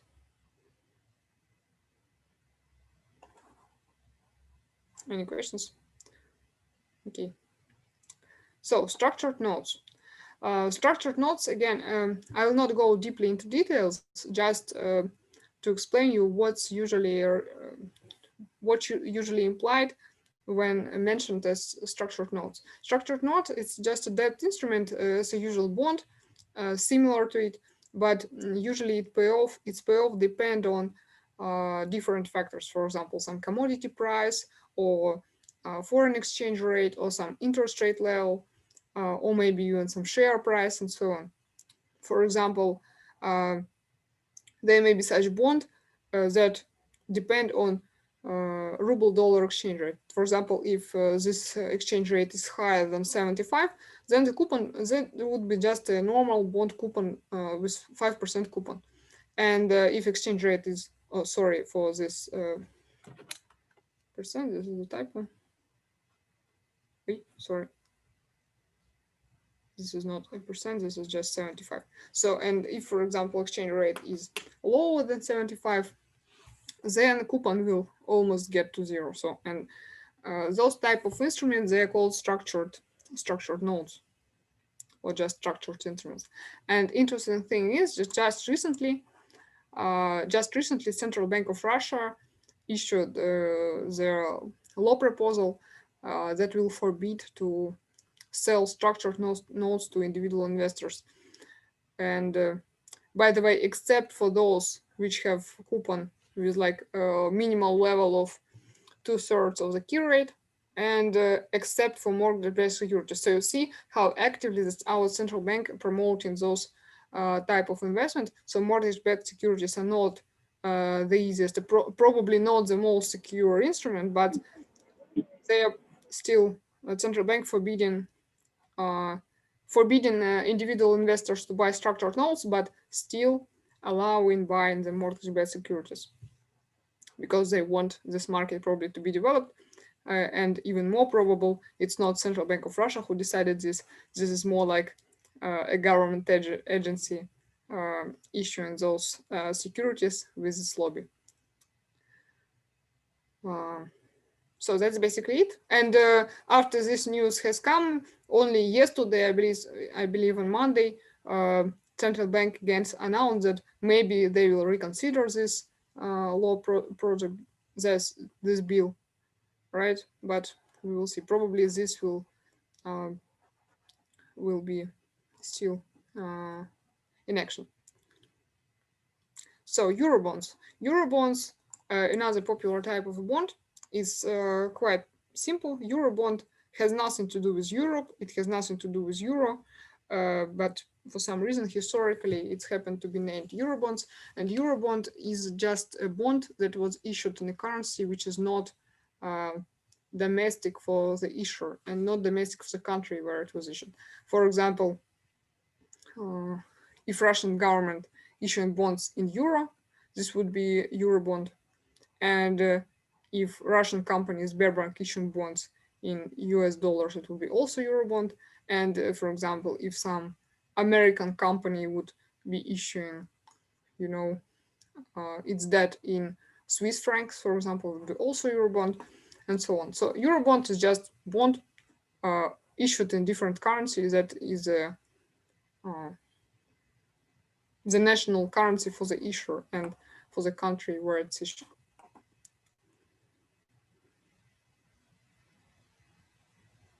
So that's it for Eurobonds. Taxes. Taxes in general is quite a complicated thing. So there are so many nuances on taxes, on individual taxes, on company taxes, on the country taxes, because in different countries it's different. So it's like a separate field of science, of financial field at least. But we will just discuss some major points of the investment tax in Russia. In Russia again, because in different countries again it's different. So, and income from bonds is taxed in Russia as just a usual taxed income, and as you know, a tax income is 13% in Russia for now, or since 2021, I believe it's 15% for those people who has income higher than 5 million ruble per year. So from here, it's easy to calculate the income you may be charged. And usually taxes are just charged by brokers. So if you buy bonds, usually you do not have to care about how to pay them. Usually broker will do this for you, at least if you're in Russia and you're using Russian broker, because I heard that if you're using a foreign broker or you're trading on the international market, you have to do it all by yourself. And there is also such thing as individual investor account. We actually discussed it previously, but I was not sure how to translate it in Russia. But then I noticed that our central bank calls it individual investor account, which is just a literal translation from Russian. I called it previously a brokerage account with tax benefits. And this is indeed a brokerage account, and its main feature indeed a tax benefit. But now we know how it's translated correctly. So individual investor account, and this type of account allows us to get a tax refund under certain conditions if we have some income.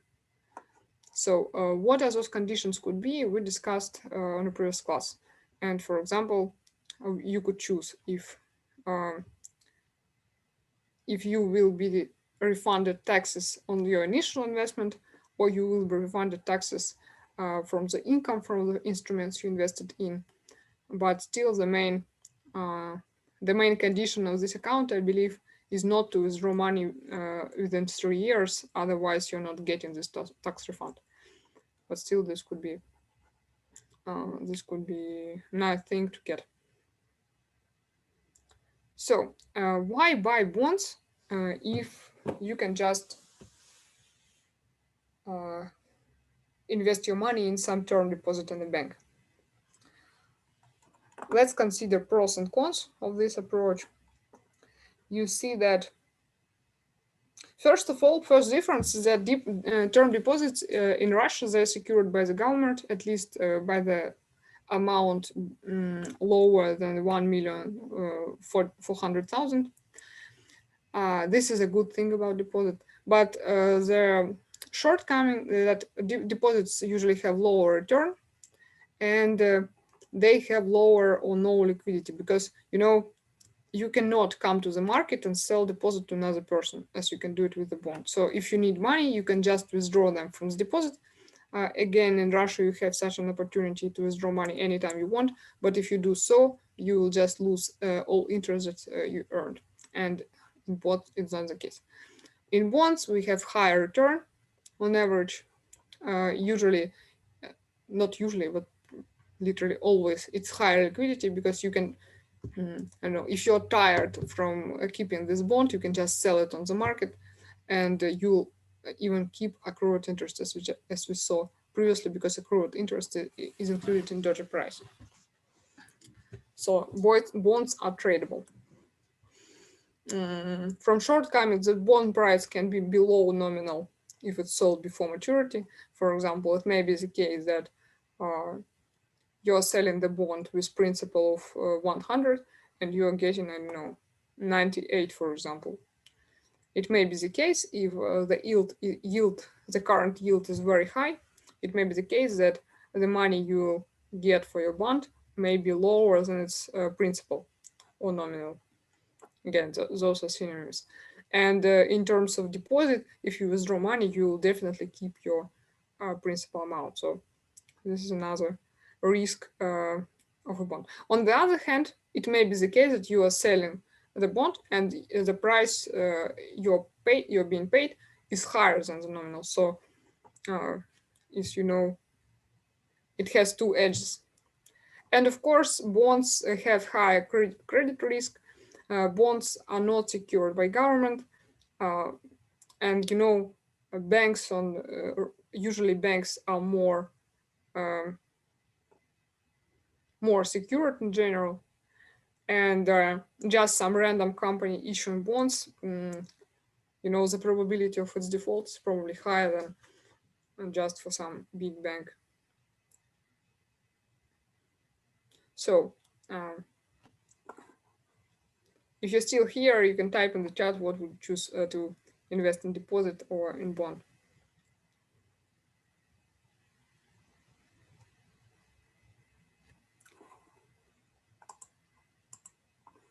Yeah, people choosing bonds. Yeah, I agree with this choice. A bond is still, but I have already regret about it. About what? Okay. Okay, I would probably also choose bond because it's still, even though it has about our OFZ. And what happened with our OFZ? I know they really low in price through the last half a year, and I'm not really sure it was a good decision to invest in our OFZ. So, By low price, you mean low return? Low like principal price. Like when I bought it, it was a little bit higher than 1,000, and now it's almost 1,000. So.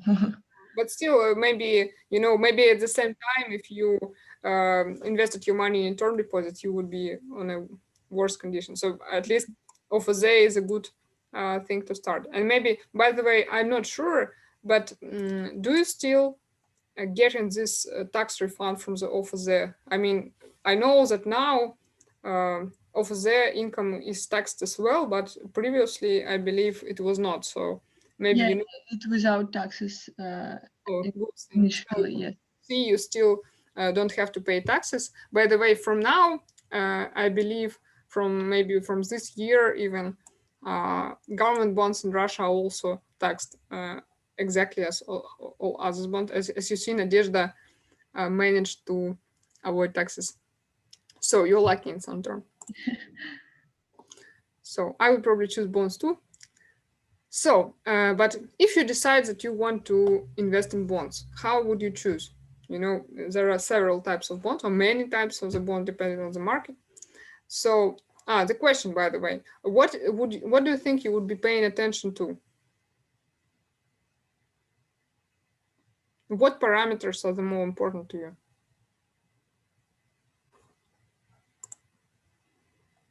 Interest rates, risk. Anna, what do you mean by interest rates?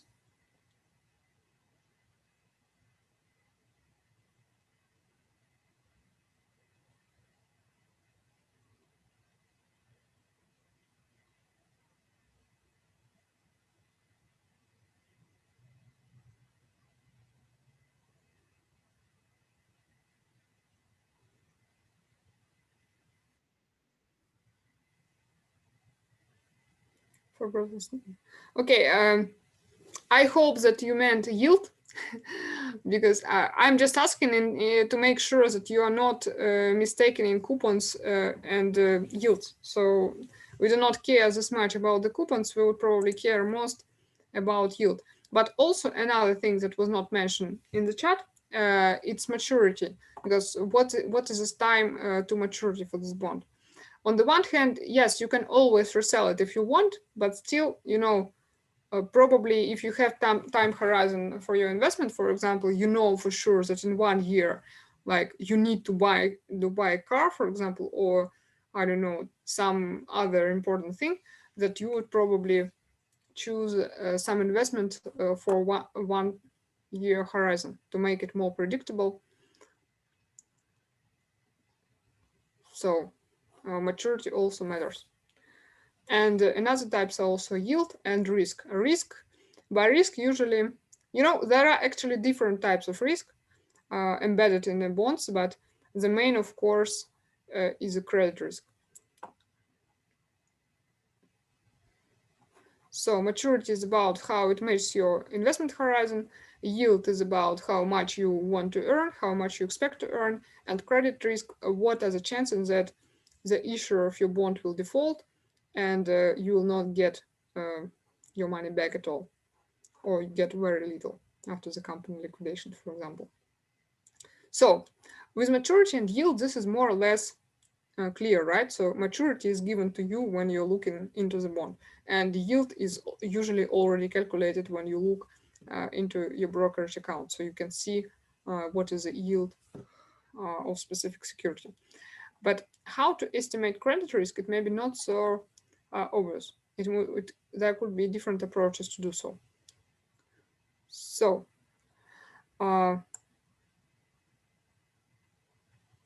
interesting. I was hoping there would be one more slide. Okay. Let's start discussing credit rating. Sometimes credit risk is, you know, is estimated for you already. There is such thing as a company's credit rating, and credit rating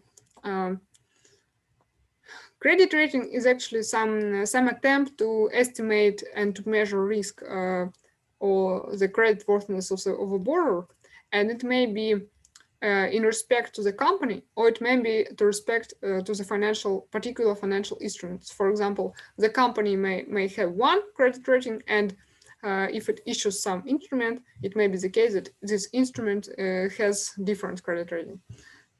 So credit rating may be about the company itself, or the government, or the country, or it may be about the particular financial instrument. So here are some most recognized rating agencies in the world: the Standard & Poor, or S&P, Moody's, Fitch. Those are most well-known in the world.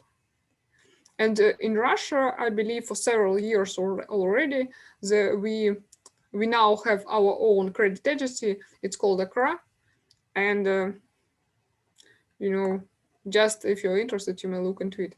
But mostly we will talk about those international agencies that are usually mentioned in on-credit ratings. So here are the scale those agencies uses. You see it looks more or less the same. So it's A, B, C with some numbers or some plus or minuses.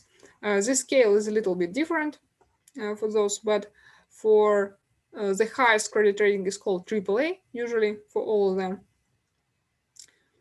So, and as you see, those marks, those ratings, they divided with some dotted line, and usually it's considered that all companies, instruments, or countries which are higher than this line, they are called investment grade countries. So formally they name that they are good for investment, and those are ratings of non-investment grade entities or junk bonds or junk securities. But of course, this is formal. This doesn't mean that you need to follow it, either this one, investment grade, or this one. But this is usually what is meant by those words. What do you think the credit rating of Russia is currently is? Maybe someone knows. Maybe you can just assume.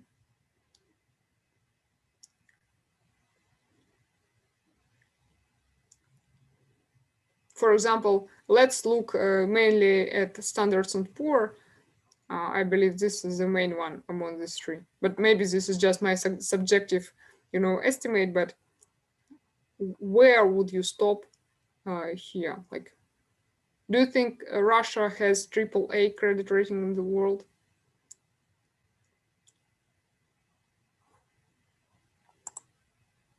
BB plus. Optimistic. No, actually, no F on the scale. Okay, it's not that bad, guys. Actually, yeah, BB plus was BB plus. BB plus, actually, it was not optimistic. It was less than optimistic. Actually, the current rating of Russia is BB minus according to Standards and Poor. I believe that maybe Fitch rating is BBB, but I'm not sure. But I know for sure that for Standards and Poor, it's BBB minus. And usually, those ratings, they are highly correlated. So probably for others, it's the same. BBB, yeah, it's close to this. So I checked several countries just for interest. Russia and India are around this level. China is around this level, about A plus. Why I'm saying about this level, because you see different rating agencies, they may announce different ratings for the same country. For example, it could be the case for Russia, for example, BBB minus according to S&P and BBB according to Fitch. So it would be different level in this particular picture, but that's why I'm saying around. But they are always close anyway. So, and usually the highest safe secured countries considered like Norway, Switzerland, everything is good in Norway and Switzerland. And currently United States are always considered AAA, but I know that at least some time ago, maybe a year ago or so, they were lower. So it's not always perfect for the United States as well. And by the way, also, I'm not mentioning this on the slides, but usually when those agencies announce some credit rating for someone, for some country, or for some company, they're not just saying the current rating, they're saying also their forecast. For example, in Russia, it's currently BBB minus, the forecast is stable. Stable means they predict that it will be like this, for some time. It could be, for example, BBB minus positive, that for currently it's BBB minus, but we expect it to be better over time. Or it could be BBB minus negative. So now it's okay, but in sometimes it will get worse according to their predictions. So forecasts also matter, not only current ratings.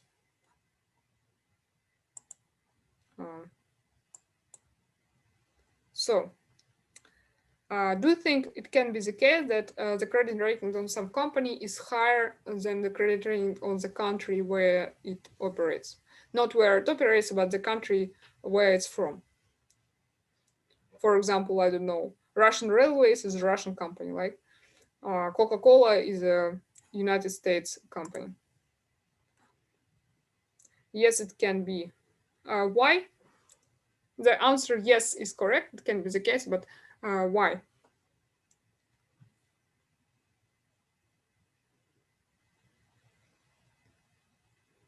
For example, if you are talking about the company, let's consider example Russian Railways, right? For example, if Russia announces default, so Russian government say, okay, we cannot pay anymore, we have no money, probably, Russian Railways will default soon too. So why still it can be the case that credit rating of some companies may be different from the countries? Any ideas? I believe it could happen if the biggest part of a market is located in other countries. Yeah, exactly, exactly. It may be the case. For example, if some company is not does not belong to this specific country as for its main market, but it operates internationally. For example, it was at some point that US was like, I don't know, here like a double A rating when they had some troubles with their government debt. But some company, you know, that in many companies of the United States, they have international business, so they do not actually care about the United States market itself. But in Russia, unfortunately, actually, I haven't checked, but I'm quite sure that in Russia there is no company with a credit rating higher than the BBB minus, because you know most Russian countries, most Russian companies, they usually have Russia as their main market. Usually, maybe for some of them it's not the case, but in general, I believe this is the rule for Russian companies.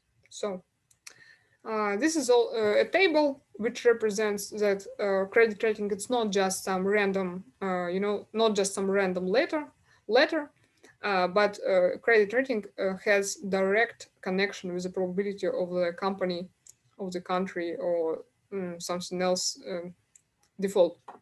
So on the vertical axis, you can see the rating. This is a S&P scale, and here's something in the chat.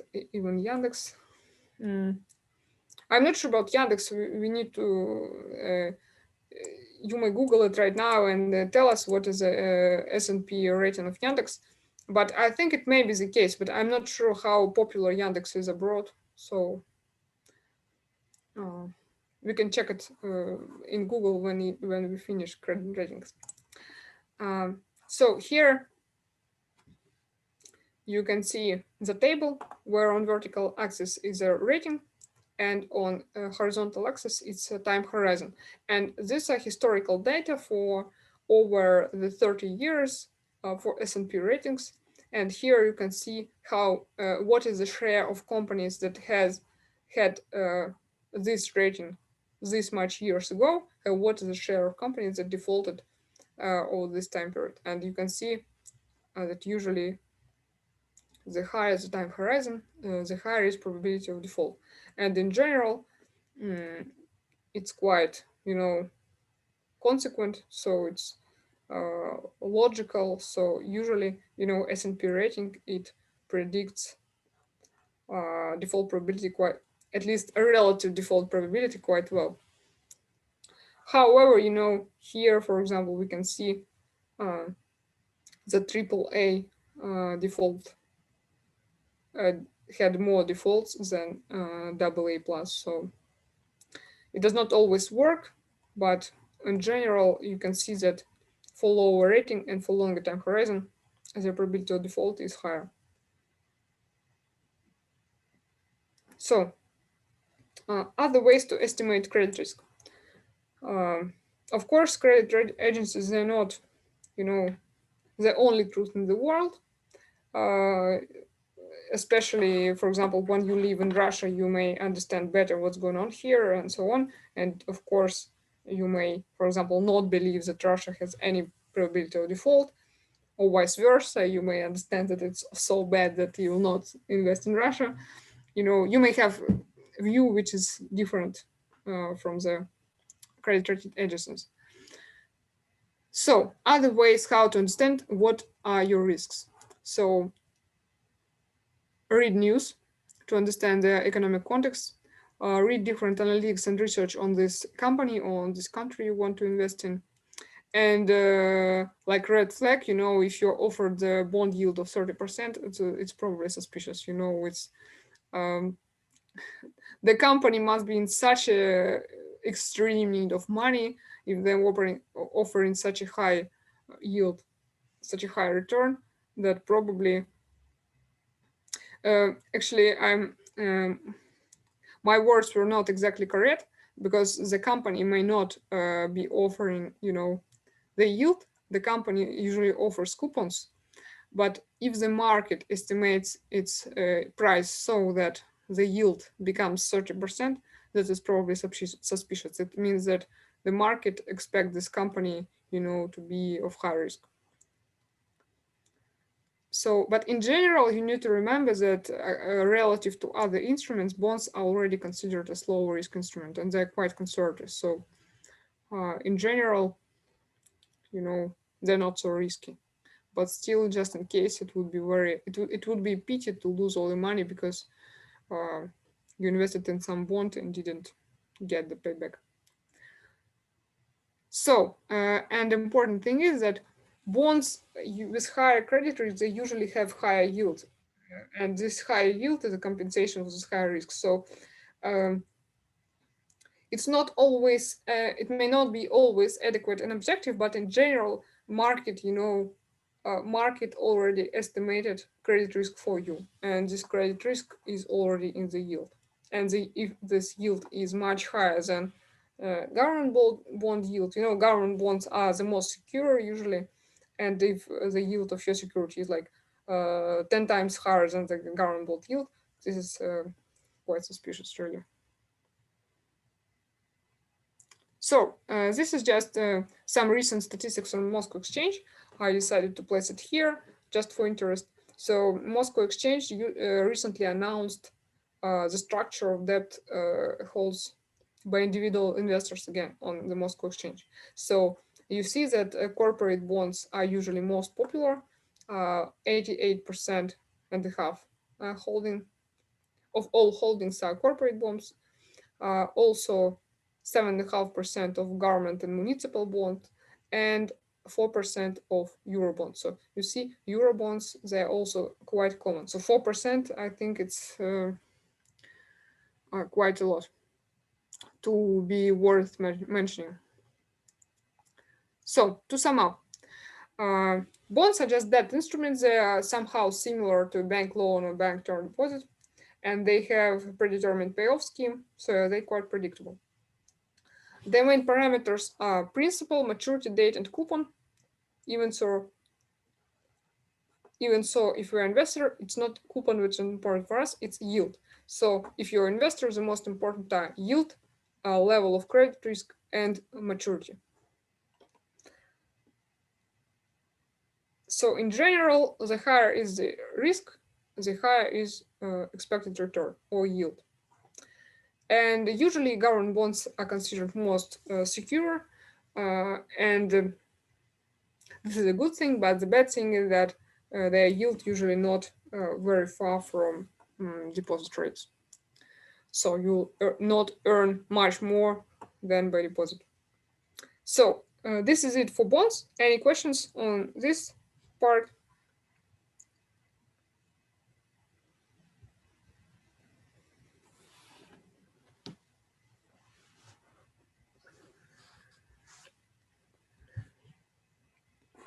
So if there are no questions, then we're done with it.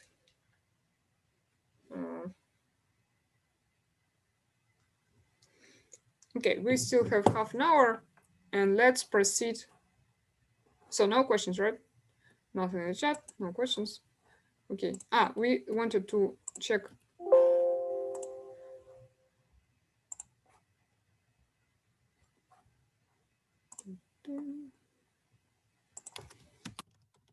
Yandex credit rating.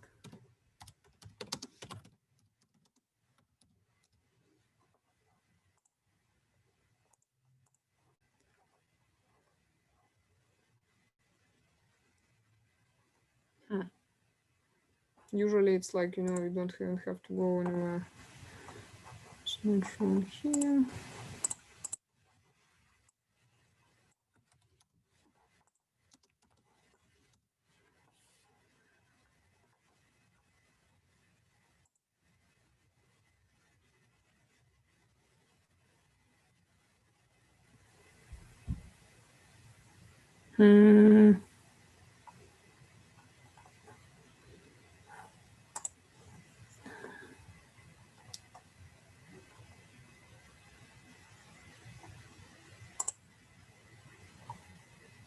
Maybe someone already Googled and you can share it with us.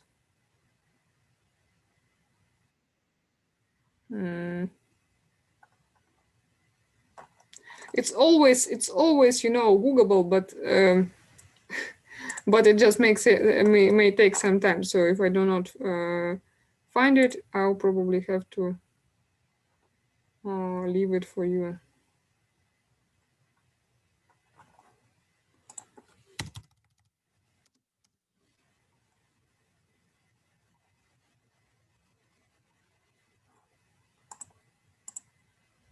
I couldn't find it too.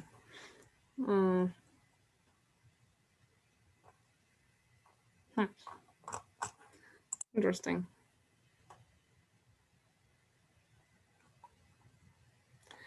Well, it must be somewhere here. I bet it must be BBB minus, but maybe not. If I find it later, me too. Okay, if I find it later, I'll let you know. Let's proceed to the next part of the lecture. We will definitely start talking about shares today, and we will definitely not finish today. And maybe but we will try to finish this part that we just started. So stocks.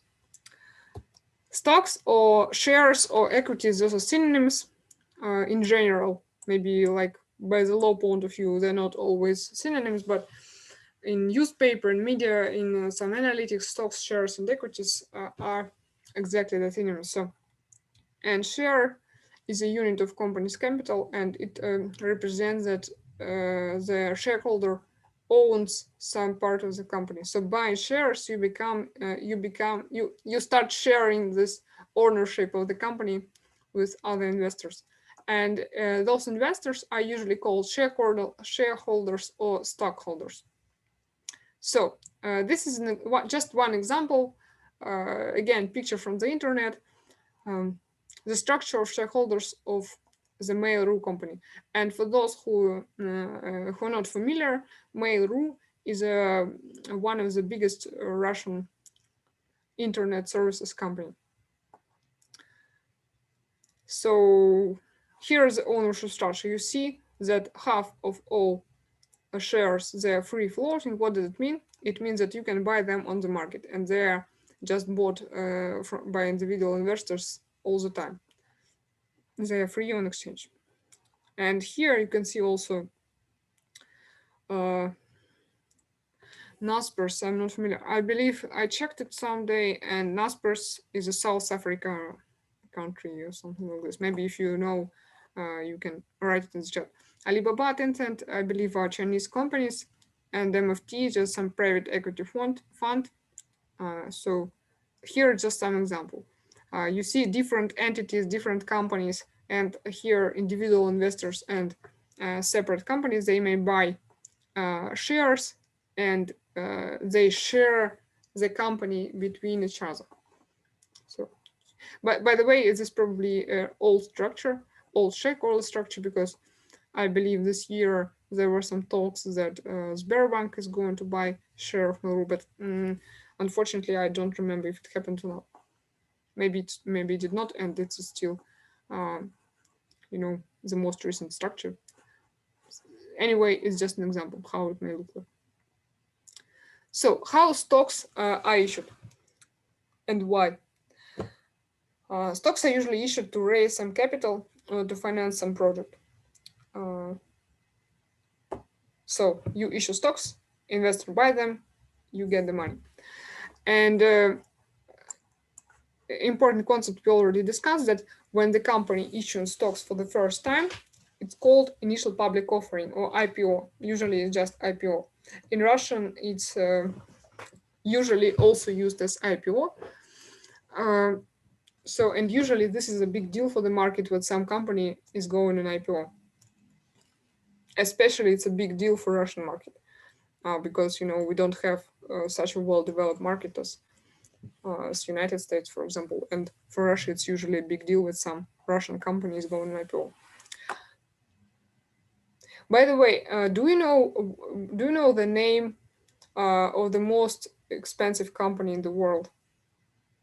Or if you don't know, try to guess. Apple. No. Apple, Amazon, Tesla.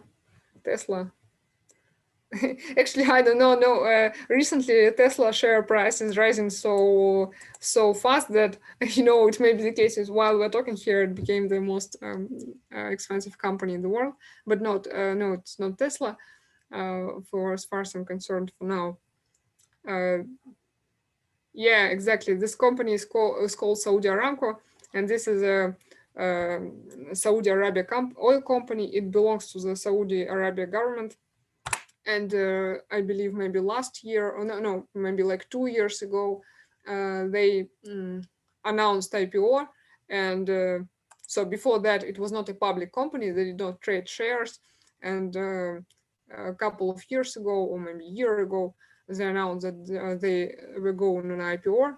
And the amount of money they got from issuing their shares, it was a record high, and now this is still the most expensive company in the world.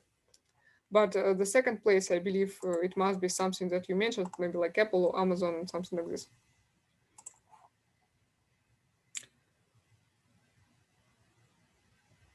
So as I said, when the shares are first issued, the company get the money directly from investors, but then investors, they just keep trading shares on exchange with each other.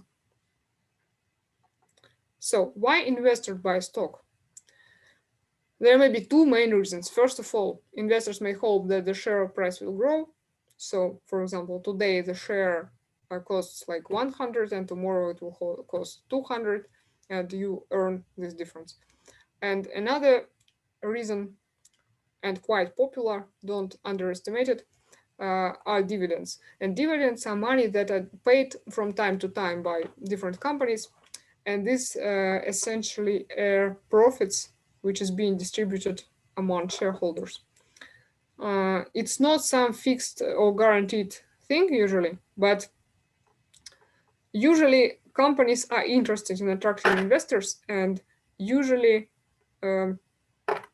they prefer to do it from time to time if they have such possibility, just to to support, to maintain interest of investors. And dividends may be quite high, so I don't know, like in rubles it could be like 10%. So it's much higher than 10% is much higher than the average bond yield now. So preferred stocks. Preferred stock is a type of stock with special features. Usual stock, it's called common stock, and preferred stock is a type of stock we are going to discuss now. So it's almost the same thing as common stock, but it has special features, as I said. The good news that preferred stock usually pay higher dividends, and even they may have some guarantees. For example, they will pay this minimal amount per year, but not always. But in general, they pay higher dividends than common stocks. Also, shareholders of the preferred stocks, they have priority in case of company liquidation. What it's like, for example, let's assume that company has defaulted. What's next? So next, its assets are sold on the market, to compensate at least some part of company's value and to pay debts and to pay to shareholders. And here, if you're stockholder, you will probably have some benefits. You'll get money first, or rather than shareholders of a common stock. But the main shortcoming of the preferred stocks that preferred stockholders, they have no voting rights usually. You probably don't care about this, because if you, for example, if you bought 2 shares of Mail.ru, the loss of voting right is probably not the biggest problem for you. But for some large shareholders, it could be indeed the problem. So, what do you think is usually more expensive, common stock or preferred stock?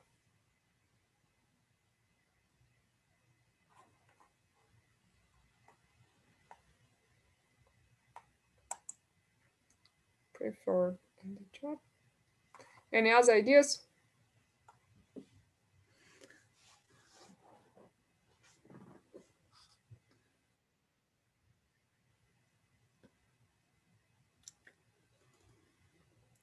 Yeah, that's correct. Preferred stocks are usually, not usually, I guess, almost always they are more expensive because voting rights are not.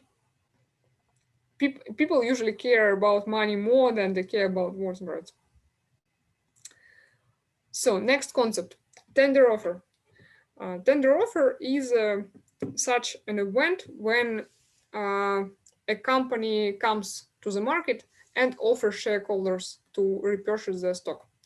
And usually it announces specific price and it announces specific time period where you can use this offer.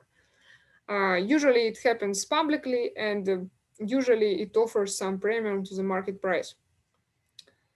It may happen, for example, if some significant changes happen in a company. For example, shareholder structure changes.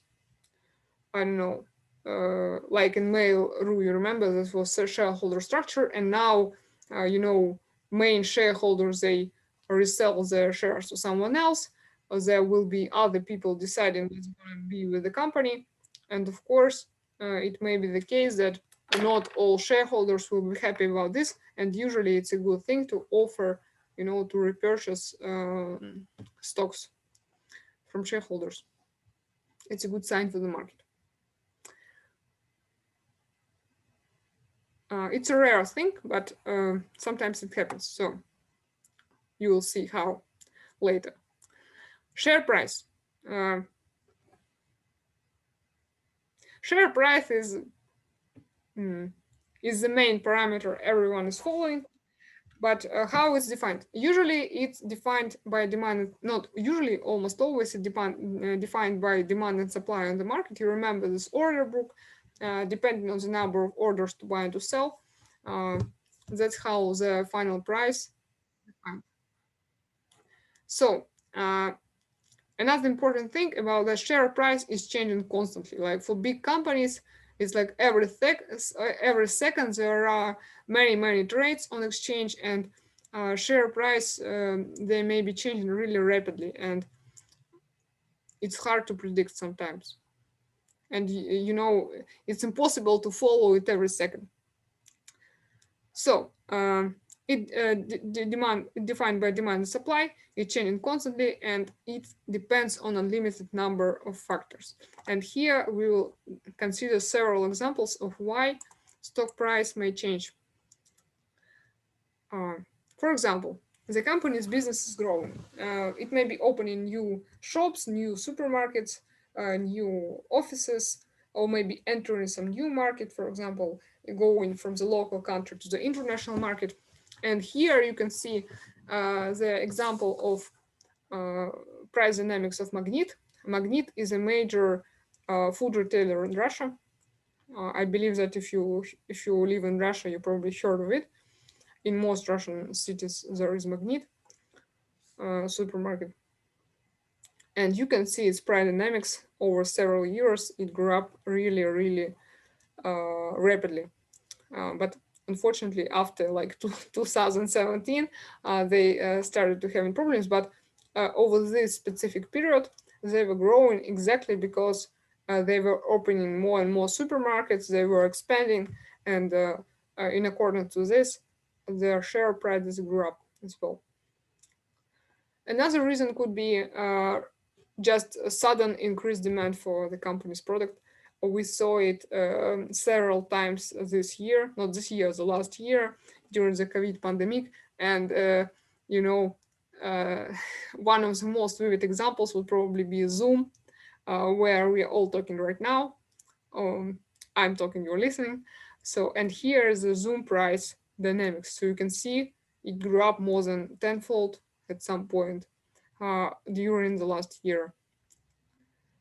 So this year was quite a lucky one for such companies like Zoom, for those probably smaller countries, for mask producers, probably for vaccine producers, and so on. Another example, dividend announcement. Sometimes it may be the case that dividends are known in advance. For example, company announcing, I will always pay, I don't know, 8% dividends, 8% from the principal. Sorry, not from the principal, from the share price. But sometimes they changing it from time to time, and it may be the case that some company may announce dividends suddenly, and it may affect share price in a good way or in a very bad way.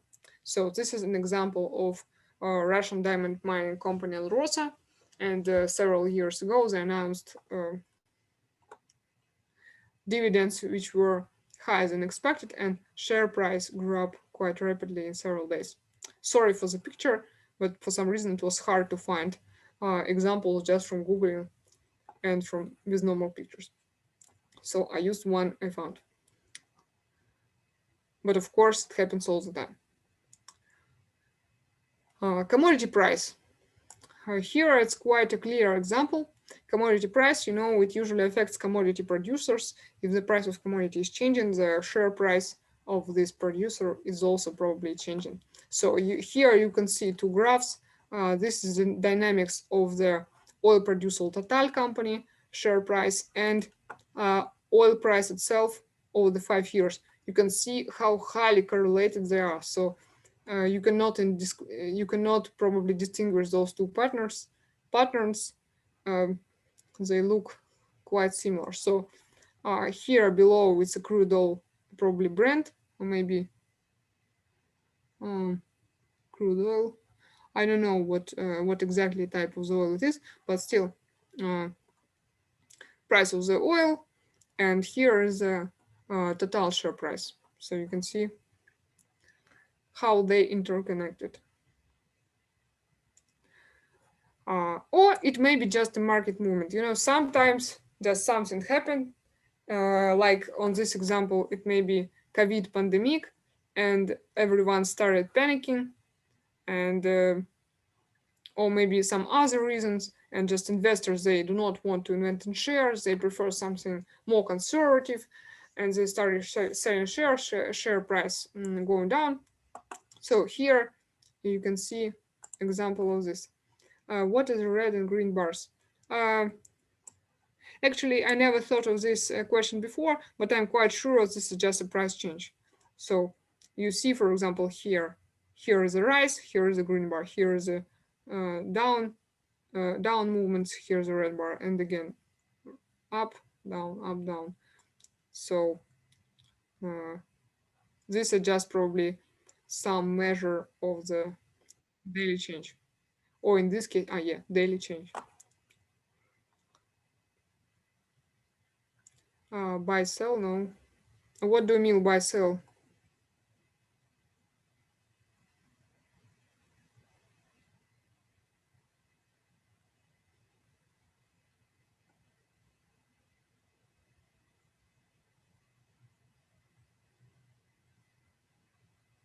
What do you mean by buy, sell? Did you mean recommendations to buy or sell?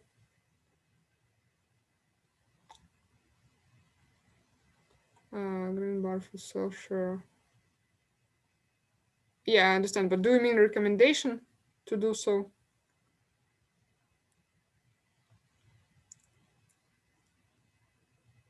Market moving. Yeah, usually market is moving because someone is rapidly buying shares or selling shares, but just in case, probably that's not what you meant, but just in case. You see, there is a price dynamic and it's historical. And I have such story, like, I don't know, a short story, when some, highly positioned guy in some bank, he saw some historical price like this, and he said to his employees, like, are you stupid? Here you was supposed to buy it, and here you was supposed to sell it, like when he was looking in the historical share price, and like, thank you, like, guy, if we knew that if we knew in advance that it will move like this, we would probably do so. but that's probably not what you meant, but just reminded me of this story. So you never know, where it's going to move tomorrow. So, and here, this specific example, those are American companies in the middle of, no, in the end of March, I believe, because of COVID, because of this oil mini crisis, all companies just dropped. And here you can see Apple, Facebook, Coca-Cola, Pfizer. So they are companies from different fields, but still you can see how highly correlated they are with the market. So just everyone was falling, and all those companies as well. So insider trading, it's not about the reasons of market movements, even so sometimes it may be, but just for you to know, insider trading is just when some person or some company is using some forbidden information to affect the market or to speculate. For example, if I work, say, in, I don't know, in Russian Railways headquarters, and I know, for example, then in 1 week they will announce some new project that will probably bring a lot of money. I just know this, I just know this because I work here. And I may be using this information to buy Russian railway stocks and just sell them in 1 week. Of course, I'll earn money because I know something that market does not know. And in most countries, this type of trading is illegal. So if you know some information, you cannot use it for trading. And moreover, it's not just illegal; it's quite a serious affair. At least, at least according to the TV series which I watched, it may be quite serious and even be following for several years in prison. So here are some examples of how it may be regulated. For example, in many companies, there is just a list of insiders. And insiders are people who just get more access to the information than other people. And those people usually get regular emails. Here's something in the chat. So if I'm working at Yandex, I can't have stocks, right? Not exactly. I'll tell about it right now. So usually there is a list of insiders, and on some particular dates, those people may get emails, and those emails remind them that they're not allowed to trade shares, for example, on this specific period. For example, let's say I work in Sberbank, and I probably, using some data, for my work. I heard some rumors. I went to a meeting, and it may be the case that I have some information about what the company accounting report will be for the year. And every time that the company report is going be announced, there is some market reaction. And for example, I know that, and my company, Sberbank, it knows that I know that. And of course, if I will be trading shares of Sberbank during those days, of course, I cannot do this, without accounting for the insider information I know. And during some specified period, for example, I don't know, 1 week before the final accounting report is announced, I may be forbidden to trade shares. Again, it's not for every employee of the company, but for many employees of the company, let's say it works. So the answer to the question, if you work in Yandex, you will not be able to have it stocks. It's not like this. You can have it stocks, but it may be the case that you will get into insiders list, and on some specific days, you will not be allowed to make trades on this particular company. And sometimes it may be the case that information may be protected really carefully. For example, sometimes some preliminary reports may be distributed for discussion, but there may be, some fixed fake numbers, or there may be no numbers at all. It may be the case even like this. So back to the market movement. Sometimes, market movement, they may be logical, like all those reasons, but sometimes it may be not really logical. So sometimes it cannot be explained for some objective factors. For example, I'm sure all of you heard about some Elon Musk tweeting, and Elon Musk said something, and share price of his company, of some other company dropped or increased because of this. So it's not like something real happened. It just, I don't know, some person said something, and and that's it. It is not just even some official announcement, but just Elon Musk tweet. They have a tendency to change share price. Another example could be, for example, dot-com bubble or other bubbles. By the way, I took this example from